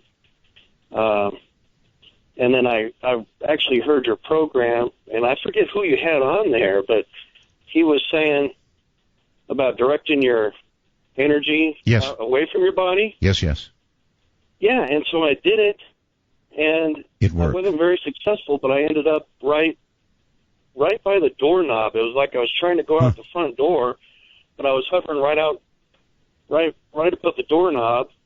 And then another time I got freaked out. I got out of my body and I went down to the ground. And so I was looking up and I could see my hand out the edge of my bed, and it freaked me out. I just popped back in my body, but right. See, anything that freaks you out, I guess, brings you back, according to Preston. Right. Yeah. Right, that's absolutely what happens. Yeah, there's all different kinds of ways of getting out of your body. The best way is to do visualizations of some kind, and usually something involving movement, like being on a swing set maybe, or the bow of a boat going up and down, or pretending that you're running down a pathway. There's various things like this, spinning in a circle. All of these will spin you right out of your body, and it's a very easy way to do it. Okay, those are actually pretty good tips. I appreciate it. Thank you very much. And here is Triana, I think. You never know whose name is on the Skype. It could be somebody else. But it says Triana. Hello. Hi, Art. This is Trina in Chattanooga, Tennessee. Trina, okay. You're really loud, Trina, so just back away a little bit. Okay, is that better? It is. So much better, yes. Okay, great. Roswells. Thank you. I just wanted to call in and make a comment. I got a little bit spooked a few minutes ago. Your guest was talking about something reaching out and grabbing his leg. I knew it. See, I knew that. Yeah. I'm beginning to wonder if your guest was there in my experience, because I experienced that exact same thing. Oh, Preston, did you grab her ankle? The funny thing about it is I was in a room where there were lots of like little baby gray hands. Ooh. They covered the room. The entire room was covered with these little hands. But one huge gray hand came out from the middle and grabbed my leg. But I was paralyzed. Yeah, for sure. So I couldn't get away from it. And it was the scariest thing I have ever experienced in my life. Okay, Triana, did it snap you back to your body? It did. It did. I did wake up, but I could still feel the hand on my leg. Oh, God. Well. That was the scariest part about it. Yeah.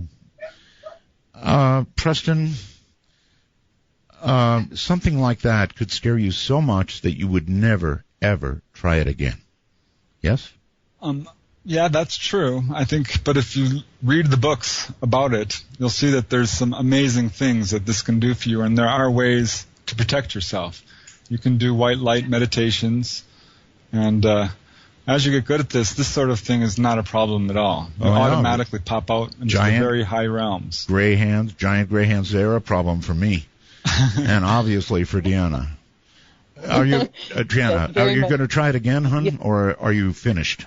No. Well, see, actually, I didn't try it the first time. It just happened to me. Oh. I just went to that weird place, and it was like, I don't know, it wasn't a dream, It was that state that you talk about where you're in between Right. being asleep and being awake. Right. I wasn't trying to do it. It just happened. But I would certainly never try it now that has happened to me. So even after so all bad. the encouraging things, the very encouraging things that Preston has said about this, it's a big no. For you. As of right now, it is a big no. If I were to have a positive experience without trying it, then I may go forward with trying it more often in the future. But after this, I would never just go for it and try it. I get it. I would love to have the experiences that some of these other people have had, where you go and you see friends and family and loved ones. Mm-hmm. But after this, I just don't know if I could go there. Okay. I so get it, Jana. Thank you very, very much. Thank you so much for taking my call, Art, Oh, and you're very we're really welcome. glad that you're back. Do it again. Call again. Thank you. So, Preston, there you go. She got scared so profoundly. Yeah, well, the thing is, this is something that I would encourage everyone to do because sooner or later we are going to die. And it gives us a huge leg up. Yeah, but this is like practice. It absolutely is. And you can grow spiritually leaps and bounds by doing this kind of stuff. Not to mention the clinic. And here's another thing that we haven't even talked about. This wakens up your psychic abilities so profoundly that, I was coming home with dreams that were coming true on a pretty much daily basis, and it Really? translated into waking clairvoyance. And I've had so many, really profound psychic experiences as a result of doing this. Well, okay. I mean, those are encouraging words. Here's somebody called Tristamy21. Are you there? Hi there, Art. I get to see your picture, Yeah, it's a little offensive. Sorry about that. Well, yeah, it's two fingers Up in the air. both And both the thing is, I'm trying to send me a Canadian, message there. I was almost didn't answer you because of that. I'm sorry. Yeah, that's an old picture. You might want to modify that. I mean, not a lot of people would answer that, but No. Well, yeah. I go on screen, so what the heck? Yeah. Sorry about that. So anyway, go ahead. Yeah. I've had something happen. It was when I was younger. I actually fell off a cliff and landed on my back, and I couldn't stand up. I couldn't move. It was like paralyzed. Wow. And it seemed like an out-of-body kind of experience. It was really surreal. Things were quite odd. Do you think you were conscious the whole time or not? I don't know. It was just really bizarre. I don't know how to explain it. Never felt anything like that in my life before, though. And I couldn't move, and then all of a sudden, after that, I got up and I could walk again. I thought I was paralyzed, though. How far did you fall? About 15 feet. Oh, my God. Yeah. Yeah, you should have been out cold, for sure. And maybe you were. Who knows? Well, yeah, I landed right on a rock on my spine, basically. Ay. Yeah. Okay, so maybe you went to the clinic. I didn't go anywhere. Well, I know. But I mean, you were Oh, okay. yeah. You said you got up and could walk. Yeah. I don't know what happened, how that happened. I thought I was paralyzed. Usually, you fall 15 feet onto a rock. Mm-hmm. No walkie. No walkie. You don't walk right. on, so... Well, what's interesting about that is that's getting the wind knocked out of you to the point where it's actually knocking you right out of your body, partially. And this is actually pretty commonly reported in falls. Really? People will find themselves standing next to their body for a brief second and then slip back in or feel kind of dissociated. They might see glows or just have difficulty, just like you're describing, actually. Exactly what's different. Do you see any kind of light or darkness or anything weird? Things seemed kind of lighter. It was a long time ago, but yeah. Still amazing. Yeah, I just can't even really describe it. All right, well, close enough. 15 feet onto a rock. My God. Yeah. Change the picture, trust me. Well, I'm lucky. Yeah, I can walk. Right. Like I said, change the picture. Yes, I will. I'll call you again soon, and please do. I'll have yes. a different one. Yeah, yes. I'll have a nice one. Something nice. Yes, that'd be nice. Most people, believe me, would not have answered that in a million years. Let's go to the phone. So many people. Spokane, Washington. You're on the air. Good evening. Preston is listening. How you doing, Art? Okay, sir. Goodness gracious, on the air. Hey, I was just going to say I've had several experiences out of body, and I've been doing it quite a few times, and then all of a sudden I hit this wall, literally, and wasn't unable to do it again. It always seemed like it was my escape. You mean, okay, we don't have a great connection. You're saying you hit a wall, literally. Literally. There's this house. I'd always go to this house when there was trouble, when I was projecting myself to access my way back into my body. And I would always end up calling through this or that way, and I would open the door and go through. Well, I opened the door, and it's bricked up, and I have never been able to do it again since. Okay, well, Preston says that you can go through walls, right? Yeah, well, this is, I was literally like bang, done, bounced back, and never been able to do it again. Huh. There's something about that. So you're done with it, huh? I've tried. I can't do it. Okay, well, maybe it's that you can't, because you can't go through walls. Any advice on going through walls, Preston?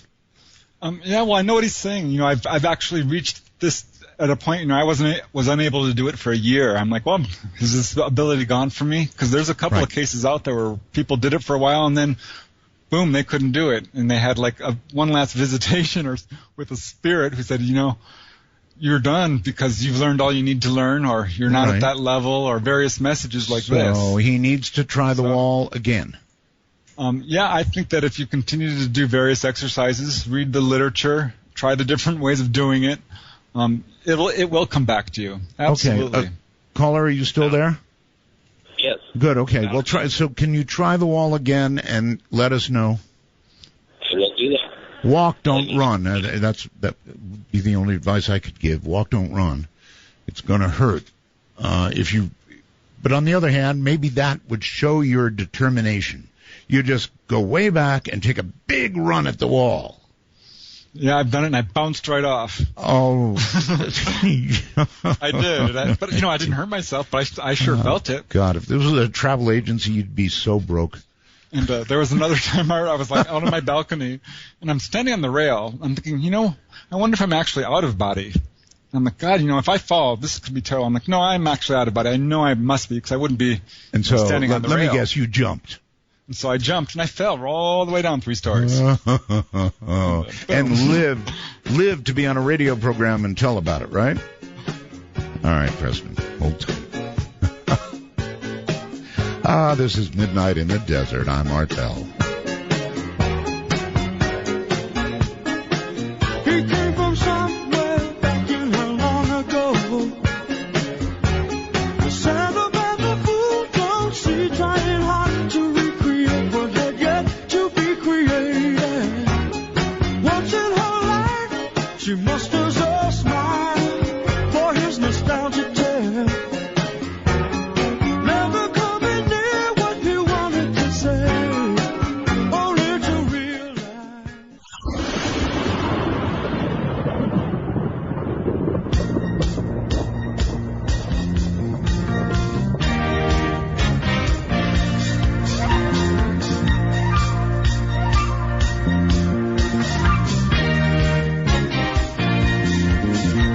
I used to be a rolling stone, if a course was right, I'd leave to find an answer on the road. I used to be a heart beating for someone, but the times have changed. The less I say, the more my work gets done. 'Cause I live and breathe, and still just be afraid of. Midnight matters are best handled by those that understand how to move in the darkness, like Art Bell. To call the show, please dial 1-952-CALL-ART. That's 1-952-225-5278. You know, I really wish that was true, that I know how to move in the darkness. I know how to do talk radio in the darkness, but when it comes to astral travel or out-of-body experiences, not so much. I've had one that just was wonderful and scared me really seriously on the other side, and none since. And I think it's the fear. I do believe that it's the fear. And Preston may have helped you tonight, but on the other hand, he may not have. Some scary stuff, actually. Preston, you're back, and I think somebody's with you on the international line named Luke. Luke, are you there? That's right. I am, actually, yeah. Good. I'm glad you're there, Luke. Where are you, by the way? I'm from Australia. I'm actually about 100 k's away from Melbourne in Geelong. Down under. Yeah. I've been listening to you for many years now, and this is actually the first time I've been able to listen to you live, and it's just incredible. I thought, what the heck, I'll try and see if I can call up and... You know? Yeah, it's live. That's right. It's live worldwide, and it's just that Australia, Japan, you know, the Southeast Asian areas are all sort of at a good time for the show, and a lot of people, I think, don't realize it is live, but it is right now. No, it's fantastic. Would I be able to shout out my father? He's turning 70 today, so I'm going to take him out a little bit later tonight. But oh, that's really a big birthday. I know. I just had one. Yeah. I wanted to call up. I don't know that I have a similar sort of experience as the other listeners. Maybe you've got but maybe you've got a question about it.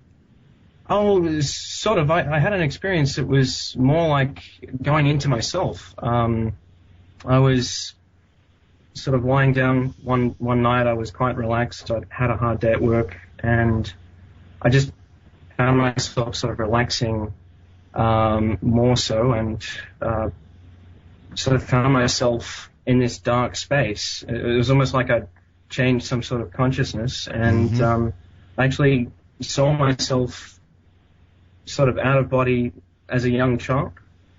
And I was working through a lot of things at the time. I had a lot of things that happened. So wait a minute, let me get it straight. You exited your body, and you were your young self. Yeah, it was just so bizarre. It was like I was young again. I was seeing myself as a 10-year-old. Wow. I mean, I'm 26 now. This probably happened maybe 8 or 9 months ago, but it was so bizarre, and I actually felt young again. I sort of felt my mind slow down to how it had when I was, that age. I was thinking about things that I hadn't thought about for many, many years. Wow. It was just insane. That's pretty wild. That's pretty wild. I mean, to actually feel young and to understand that feeling is pretty amazing. Preston? Yeah, I know exactly what you're talking about, Luke. What's really interesting is when you go out of body, time collapses to a certain extent. In fact, the farther you go, you can effectively travel in time. And sometimes when you pop out of body, you go to the past. You can go to your childhood or connect with that, or even the future for that matter. I get what you're talking about. I think it's so cool. I mean, just to feel that young again, to remember what it felt like. That'd be awesome. Yeah, it was fantastic. I mean, I suppose that was something I'd been sort of processing, I guess, a little bit as well, and maybe subconsciously it came on. I'm not really sure. It was just really bizarre. I've had a few other times when I've sort of felt myself going back into that sort of place, but the age difference wasn't there. But it always seems like I'm going in on myself, not traveling out elsewhere. I unfortunately didn't catch the first half of the program, but it sort of sounded like you were talking a lot about almost like astral travel. Yes. Is that right? Trust me on this. It's worth joining, becoming a time traveler, and downloading it. It's really a fascinating program all the way around. And what you just said is fascinating, too, and especially calling all the way from Australia. Thank you so much. No worries. Thank you so much, Art. All right. Take care. That's really neat. I mean, Can you remember what you felt like at 10? Well, not as well as I would like, but you can connect with it through the out-of-body thing for sure. Yeah, to have that fresh again would be awesome. Yeah, you know what's amazing? Because on the other side, you can travel in an instant. There's no such thing as rate or distance, really. So if you take that equation, that we have rate times time equals distance, it collapses time.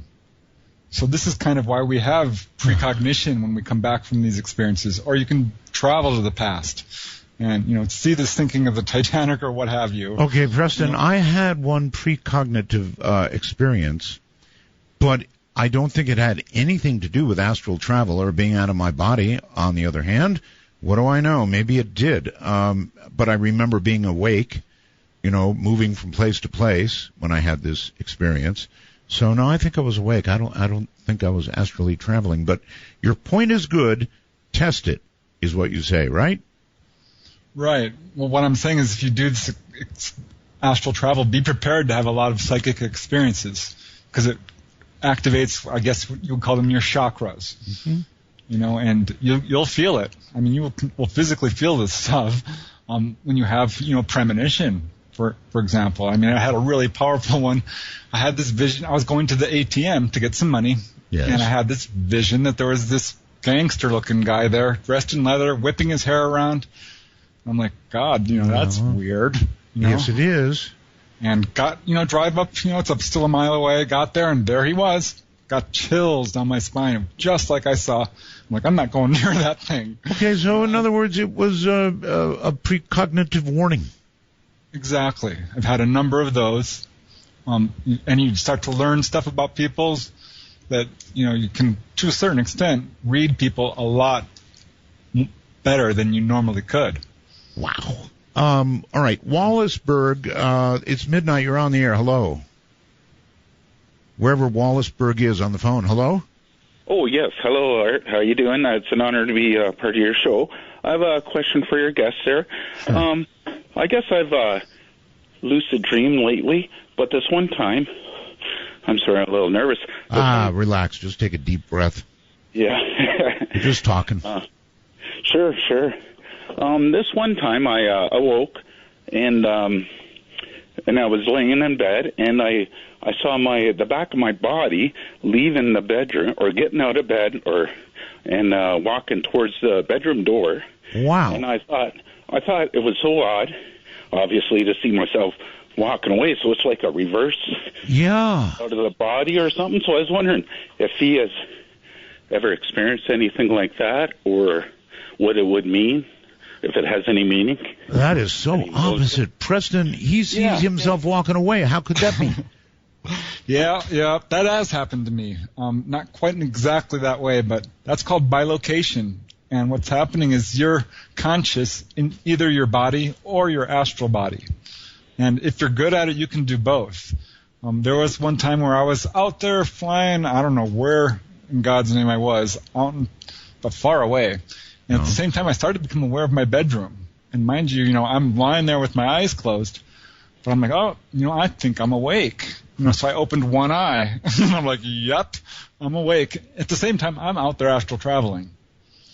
So to a certain extent, this is called bilocation. People are able to do it to the extent, that they can sit down and be physically in another place. So this caller could probably switch positions. If he was really good at it, he could jump to the astral body that was leaving and be in that one. Right. That's what I would recommend. Concentrate on that one and see if you can transfer your awareness to it. You should be able to. What do you think? You want to give it a try? Well, it just happened. I never meant for it to happen or anything. So, and this is probably a couple of years ago now. So, sure, if it ever happens again, I would perhaps try that. But yeah. All right, well, good luck with it, and I hope it works. Whew. This is a lot to take in. It really is. Let's go to Nick on Skype. Hi, Nick. Hello. Hello. Can you hear me? Oh, sure. Just fine. Hey, Art, long-time listener. I'm glad you're back. Thank you. Real quick, I just had a question for Mr. Preston. Has he ever confused or I don't know how to put it another way, out-of-body experiences with lucid dreaming. Because I know that as a kid, I used to practice lucid dreaming a lot.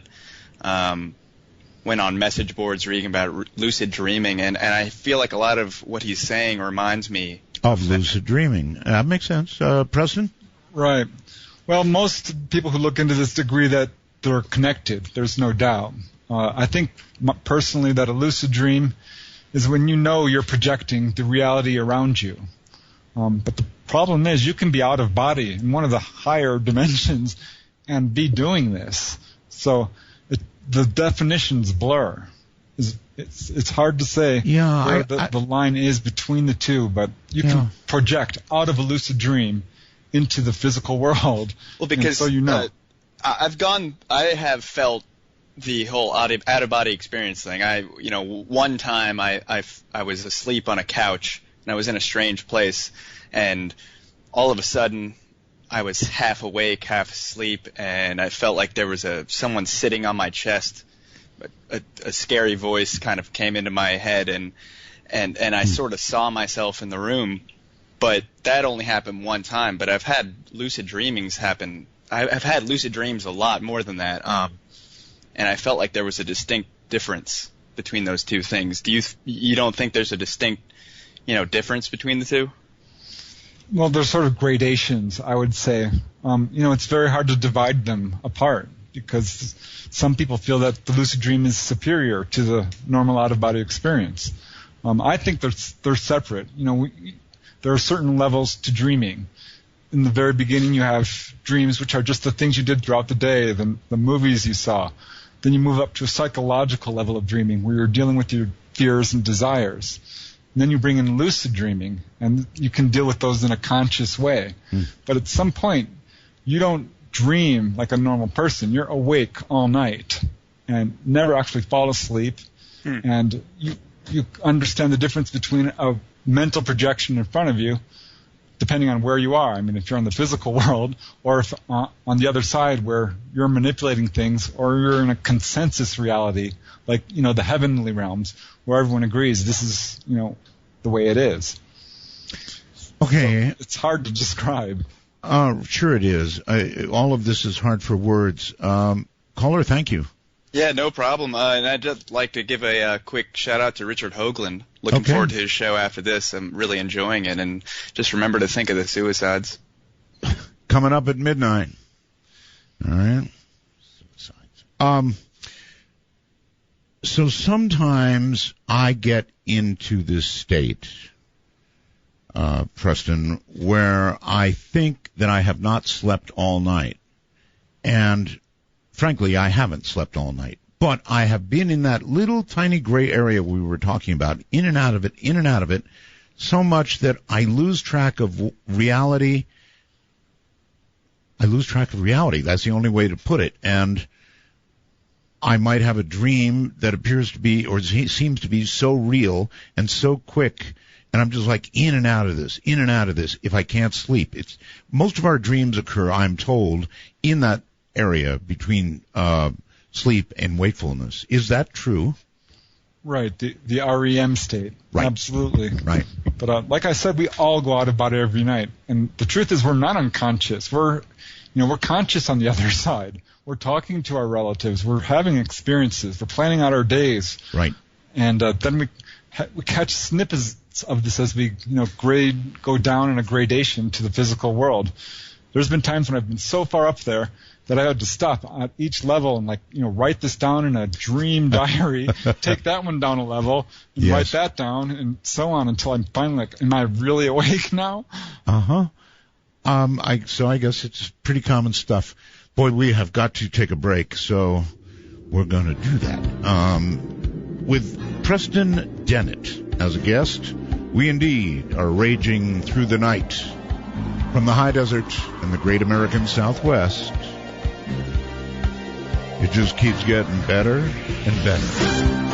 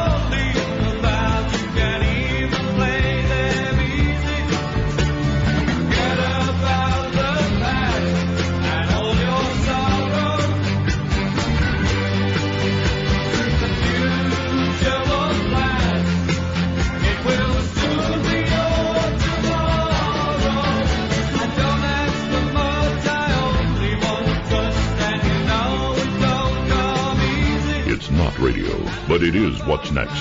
To cast your ray of light into the darkness, please call 1-952. Call Art. That's 1-952-225-5278. Oh, we definitely are What's Next. Hi, everybody. I'm Art Bell. This is Midnight in the Desert.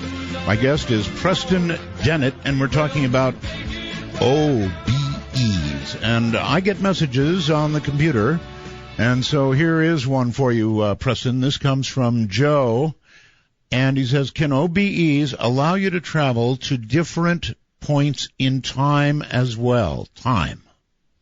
Yes. I mean, that's what the one caller said, right? He was 10. Right. It's really startling when it first happens. You're like, what's going on? But, yeah, you can travel to the past or the future.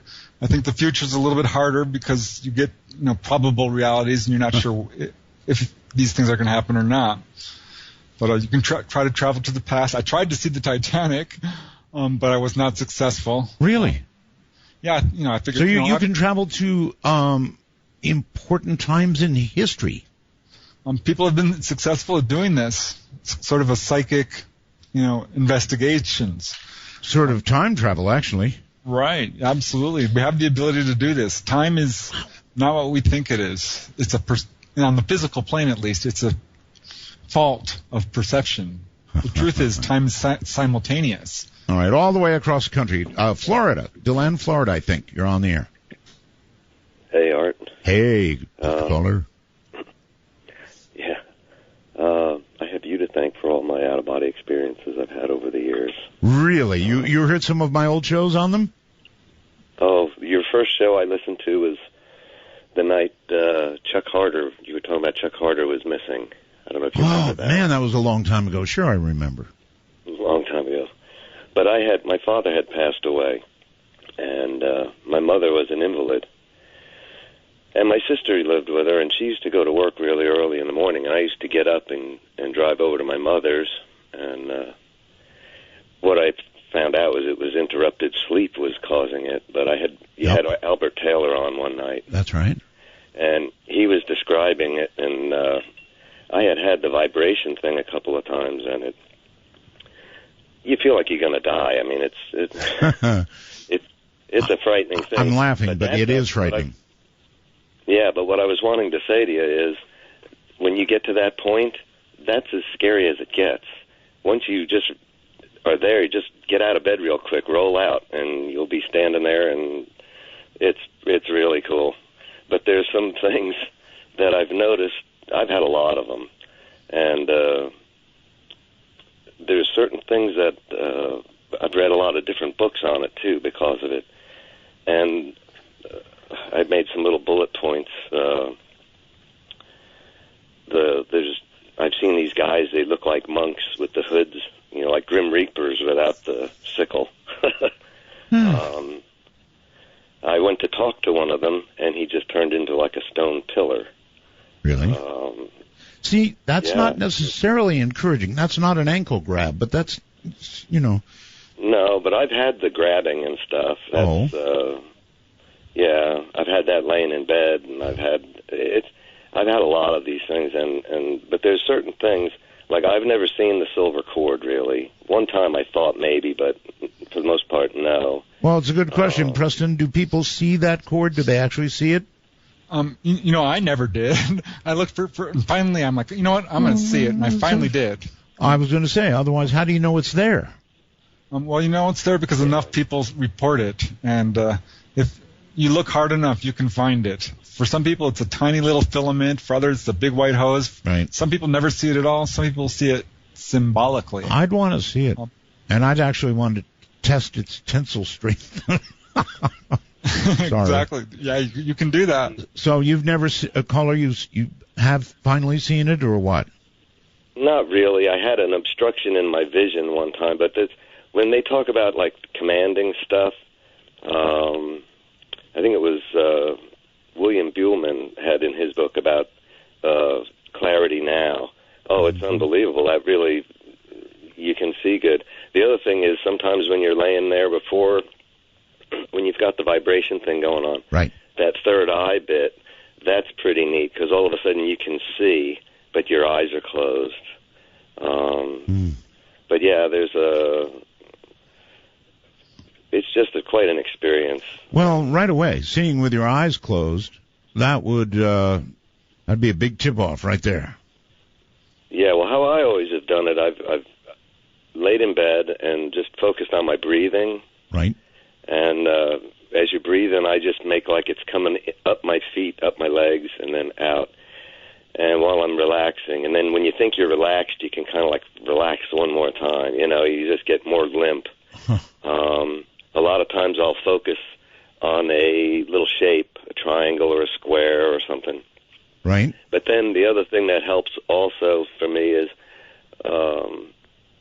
thinking about where you, I think it was Albert Taylor might have said it, but thinking about where you are in your body, and it's like, 2 inches behind your eyes or whatever, And when you think about that, you get to where you don't feel your arms and legs anymore. You're just so relaxed. But that's usually when you hear the roaring sound or the people talking to you or what. I mean, it's very strange. But once anymore, I haven't had one in quite a while. But I noticed when I was doing it, I got to where I could have them pretty much every night if I wanted to. But it drains you something terrible. I mean, If you do it back to back, couple of nights, you feel like you've been hit by a truck. I mean, and then what happens is you get so tired, you just, when you go to sleep, you just won't have one. But what did it for me was the interrupted sleep, and I didn't know what it was. And like I say, going over to my mother's in the mornings there, and then laying back down to get another hour or two of sleep. And when I first had it, I didn't know whether to go to like the hospital or what, because that vibration feeling and you just feel like you're going to die, it's very unsettling. But like I say, I had that several times, and I had no idea what it was. But then I heard Albert on your show talking about it, and he was saying about, you have to just go with it. And it's scary to do, but the first time I did it, well, it's easy to say. It's easy to say, but it's not so easy to actually do if you're afraid. Well, no, I was afraid, and that was the thing that Albert, was saying, you just got to go with it. And I just got to the point where I wasn't enjoying having the vibration thing all the time. Oh, no. And then, like I say, as soon as you roll out, that's gone. That's the scariest part. Once you get to that point, that's as bad as from there on. It's just really cool. Then you can. I've stood on the moon, Art, and looked at the Earth, and picked up a handful of. It was like beach sand. Just I did the same thing. Did the same darn thing. Really? Yeah, couldn't believe it. To hear you say that, it's so cool because that's exactly what I did. The first night that the first time I fell out of my body, and I was laying on the floor looking up at my legs on the bed, and it was like, and then boom, I was back. But then the next night, I was able to completely just roll out, and I got to the foot of the bed, and I was standing there. I could see my wife and myself sleeping, and I was a little hesitant to leave the room, and I did, like triple somersaults and stuff right there. It was just amazing. And then I was back, and after that I got brave, and I thought, okay, I'm going to go somewhere, and I dove through the front windows in the bedroom, which I thought was going to take me out into like my front yard, I ended up in the tunnel with the light at the end. Wow. And that was quite a ride. And I got to the end of where the light was, and I stopped, and I thought, this isn't where I want to go right now. And I was right back up the tunnel and back in my body. I was about to ask you if you considered the John Lear thing at that point, but apparently not. Yeah, no, like I say, it's a lot. When you have it happen to you, there's just a lot of information all at one time because it's... And the other thing, and I forgot who it was that mentioned it. Got to be really quick. We're coming up on break here. I think it was Albert Taylor had mentioned about your higher self. Right. And I've requested that one time, well, actually more than once, but it's like an inverted tornado over your top of you with just swirling, and it's the most intense euphoria you've ever could imagine, and it gets so intense it just bangs you right back in your body. I've never gone beyond that. All right, well that is the safety return, and this is where we have to safely depart. I'm Art Bell. This is Midnight. When I think back on all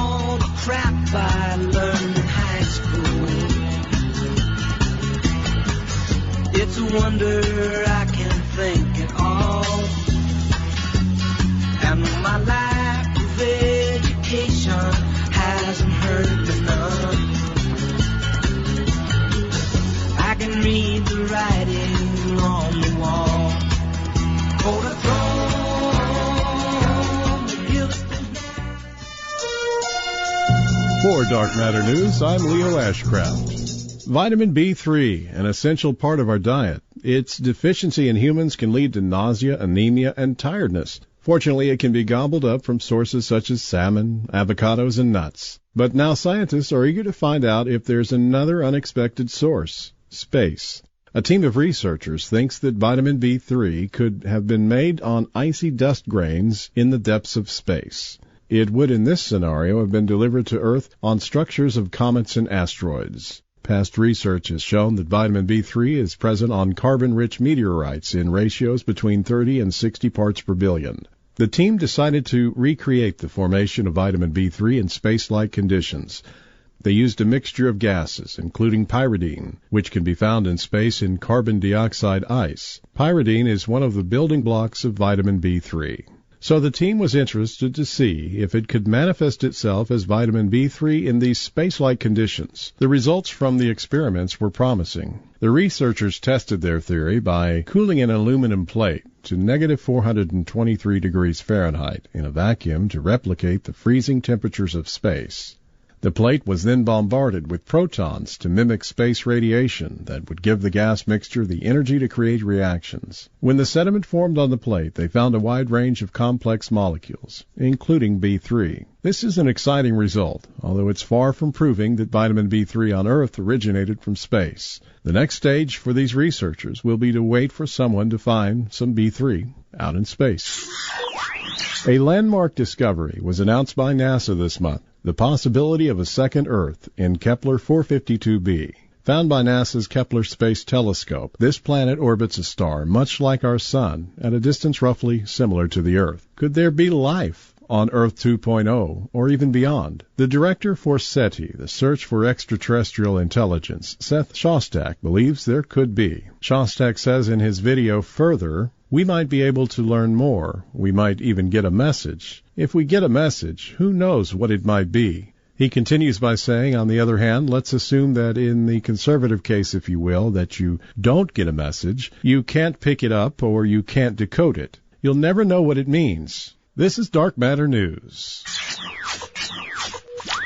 The city of Berkeley, California passed a law that goes into effect next month requiring cell phone stores to inform customers about safety recommendations. The move reopened a decades-old debate about whether mobile phones cause brain tumors. The ordinance, called the Right to Know Law, will start to require retailers to give customers a handout or display a sign in stores telling them about federal regulations on the amount of radiation that cell phones can emit and the instructions on safe phone use. The information will also go beyond the current regulations by stating that children and anyone carrying their phone in a pocket or bra could be at increased risk of radiation exposure. What the law does not require is that consumers be provided information about the specific health risks of being exposed to radiation. Researchers say that it is highly probable that long-term cell phone use can cause brain tumors. In 2011, the World Health Organization classified the kind of low-energy radiation that cell phones emit as possibly carcinogenic because of a link between cell phone use and a type of malignant brain tumor called glioma and a benign brain tumor called acoustic neuroma. Both types of brain tumors are rare. About 5 in 10,000 adults are diagnosed with glioma in the United States every year, whereas about 10 in a million people develop acoustic neuromas every year. And you know Art Bell, he's been saying don't call the show on your cell phone for years, so maybe he's some kind of prophet. I'm Leo Ashcraft for Dark Matter News.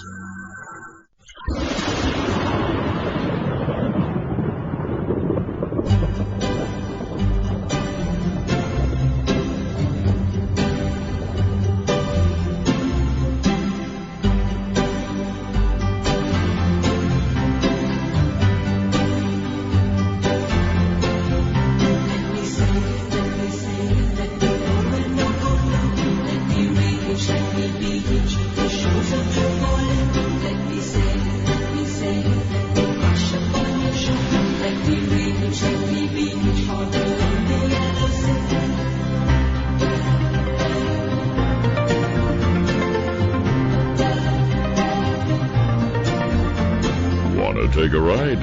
Your conductor, Art Bell, will punch your ticket when you call 1-952-CALL-ART. That's 1-952-225-5278. And my own news guy took a shot at me.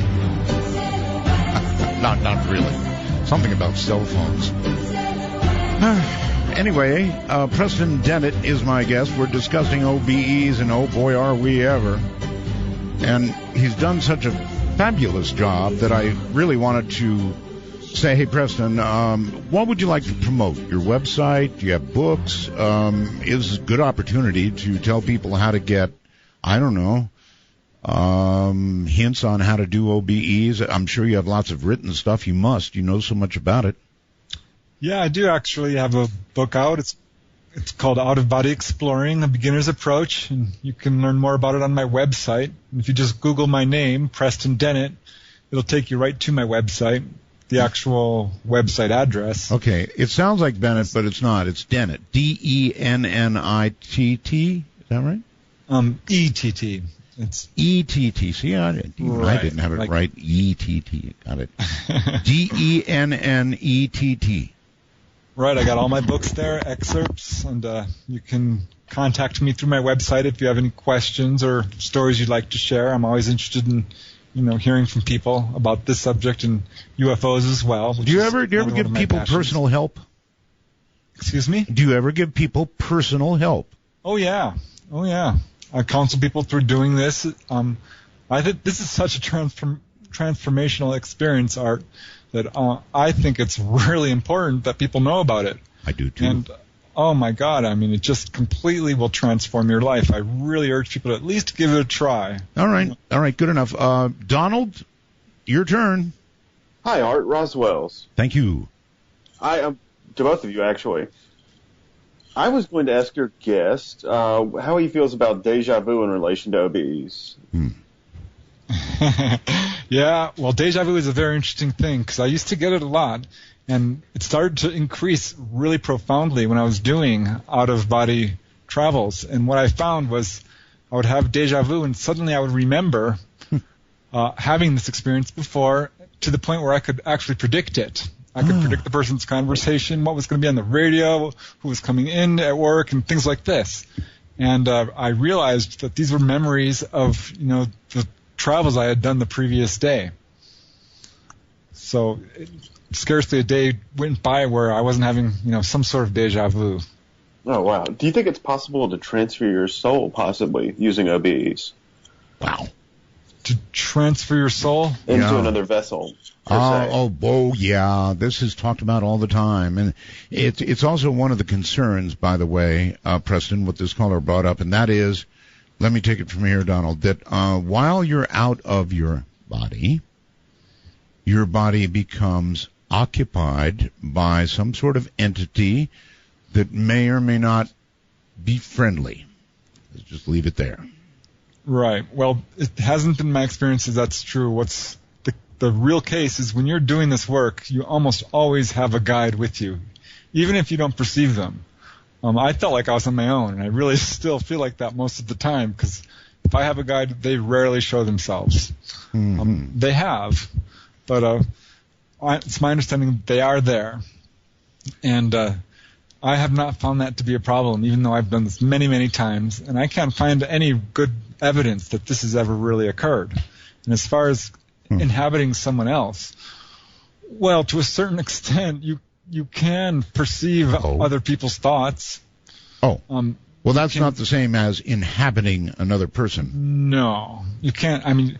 To kick them out of their own body or another person's body, you'd have to be you mentioned you mentioned you can't move things, that your hand just goes right through it, or that you can walk through walls. So presumably you could walk into a person. Right. Well, you can walk. Yeah. I've had people walk through me standing in front of them, and it's very disconcerting. You're like, oh. Right. Disconcerting puts it mildly. You can't stick inside them. You can't. Okay. I haven't tried it. But it's not something I would give it a shot. Let us know how it comes out for you. I'm willing to give it a try, but it's not something I don't want to take someone over. I'm sort of messing with you here. Yeah, that was the obvious question. Is it possible to essentially take someone over, and you think you can influence people. Oh, you can, because all our thoughts are not necessarily our own. We're picking up on, this sort of telepathy, even if we don't know it. To a certain extent, some of our thoughts are influences from our spirit guides. Have you ever influenced somebody, and in what way? No, I have tried, and I'm like, I'm here. I've talked to people on the other side, my brothers and sisters who are alive, and tried to get them to remember what they were doing, and they could not. It's very much about memory, this whole astral travel thing. It's about awareness. It's about intent. Right. And, focus, these sorts of things. Okay, let's go to Edmonton, Alberta. You're on the air. Hello, sir. Art Bell. Hi. Hello. It's wonderful to hear you. Thank you. And welcome back from everybody. I'm sure you're sorely missed. And I'm actually shocked to be on the air right now, but I got to talk about this.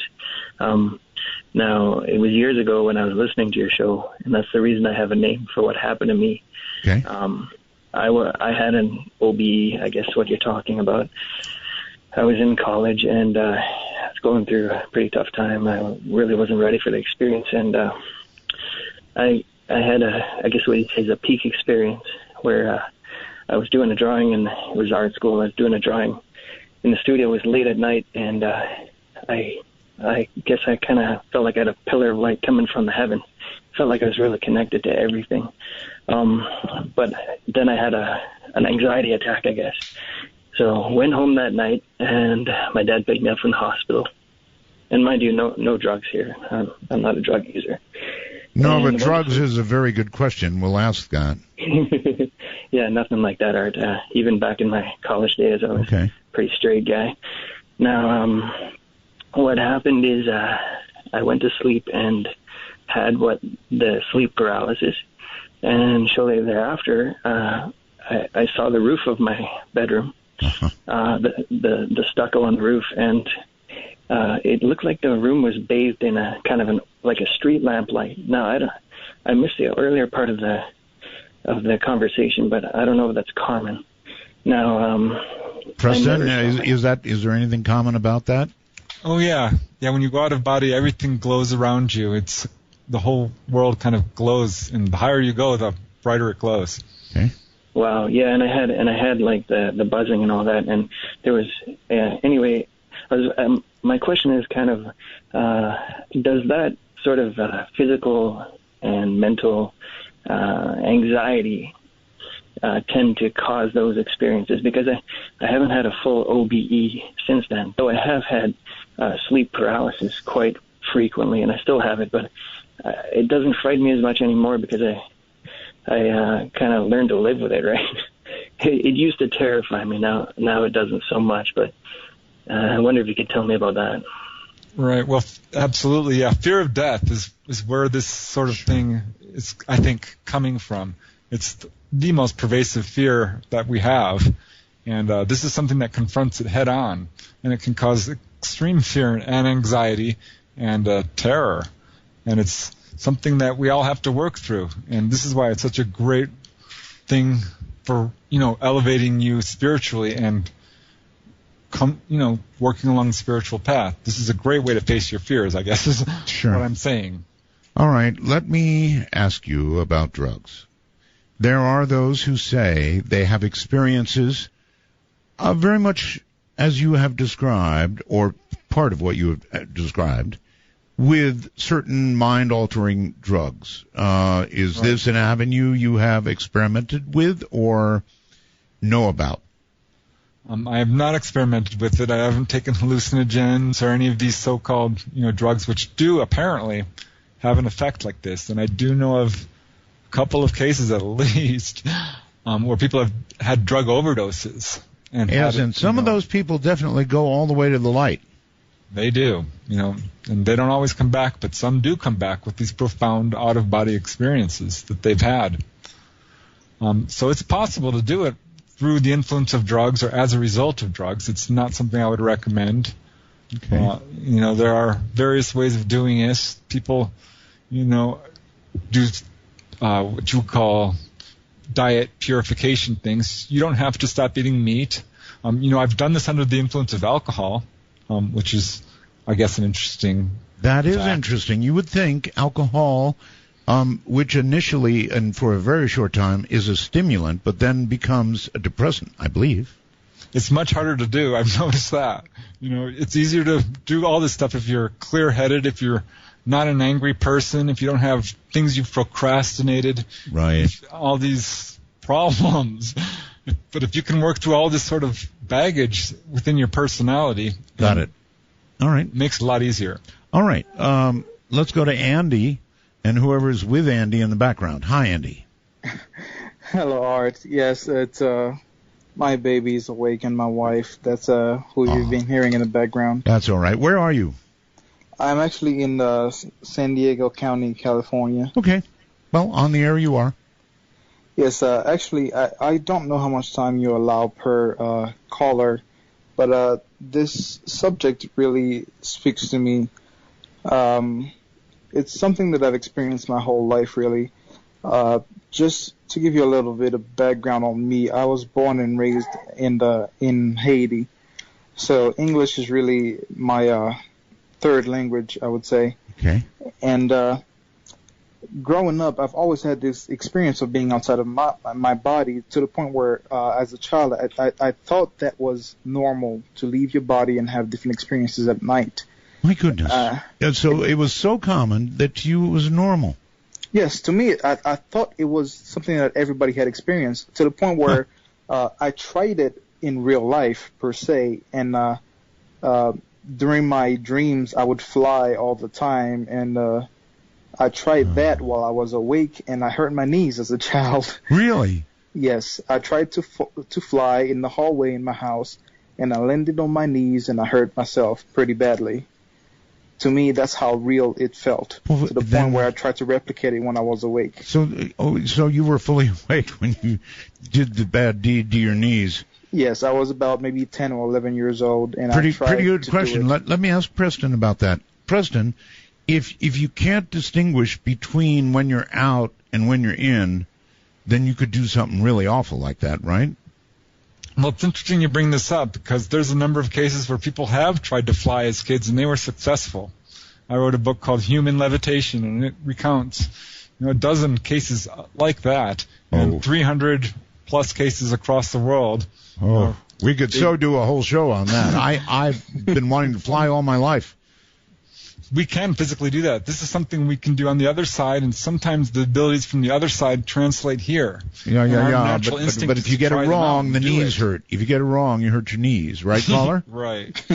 Yes, honestly, it felt real to me. It felt like I could do it at the moment. And when I did try it, it didn't end up really well for me. Well, but okay, so there you go. In the guest. I'm sorry, I messed you up there. Repeat what you just said. Yes, one thing I wanted to ask your guest, Mr. Art Bell, is that sleep paralysis is something that I've experienced all my life, along with all these wonderful experiences. Right. And just to give you a little bit more about myself, I am currently an active duty member of the United States Marine Corps. Okay. And one time I was on the range in one Marine Corps base. I won't say which one, not to give myself away, but I was sleeping there at night, and I had the sleep paralysis experience, and again, I felt the dark presence that most people feel when they are in sleep paralysis, but this time it didn't really go away after a while like it usually does. It persisted over the night, and I felt that presence over and over again, and I was very distressed. Every time I woke up, I was paralyzed, and I felt that dark presence around me. And I felt like at one point there was a very good presence around me that came in order to help me get through that. And it showed itself to me in the form of a man. Would this be the guide, Preston? That's what I wanted to know. Would that be the spirit guide or the guardian angel or the higher self or whatever anybody would call it that came to me to help me through that tough time? Yeah, that very may well be. It sounds like it. There's what the thing is when you do these experiences, you start to increase your perception. You start to be able to see ghosts. And yes, I have been able to see ghosts or spirits my whole life, and it became common to me after a while. So yeah, you have to deal with that. You can sense bad energies, you can sense good energies, and it's a completely different world that we're dealing with here. But my question was that it gave me a name. This is the first time that it's that anything I've seen in that weird state that I was in. Caller, I'm going to have to go. We're so short on time. I want to say hello to Brenda very quickly. Hi, Brenda. Hello, Brenda. Going once. Hello. Hello. It says Brenda. Is that you? Hello. I repeat, hello. Hello. Hello. Yes, hello. I hear an Australian accent. Speak. Not Australian. Oh, where are you? New Zealand?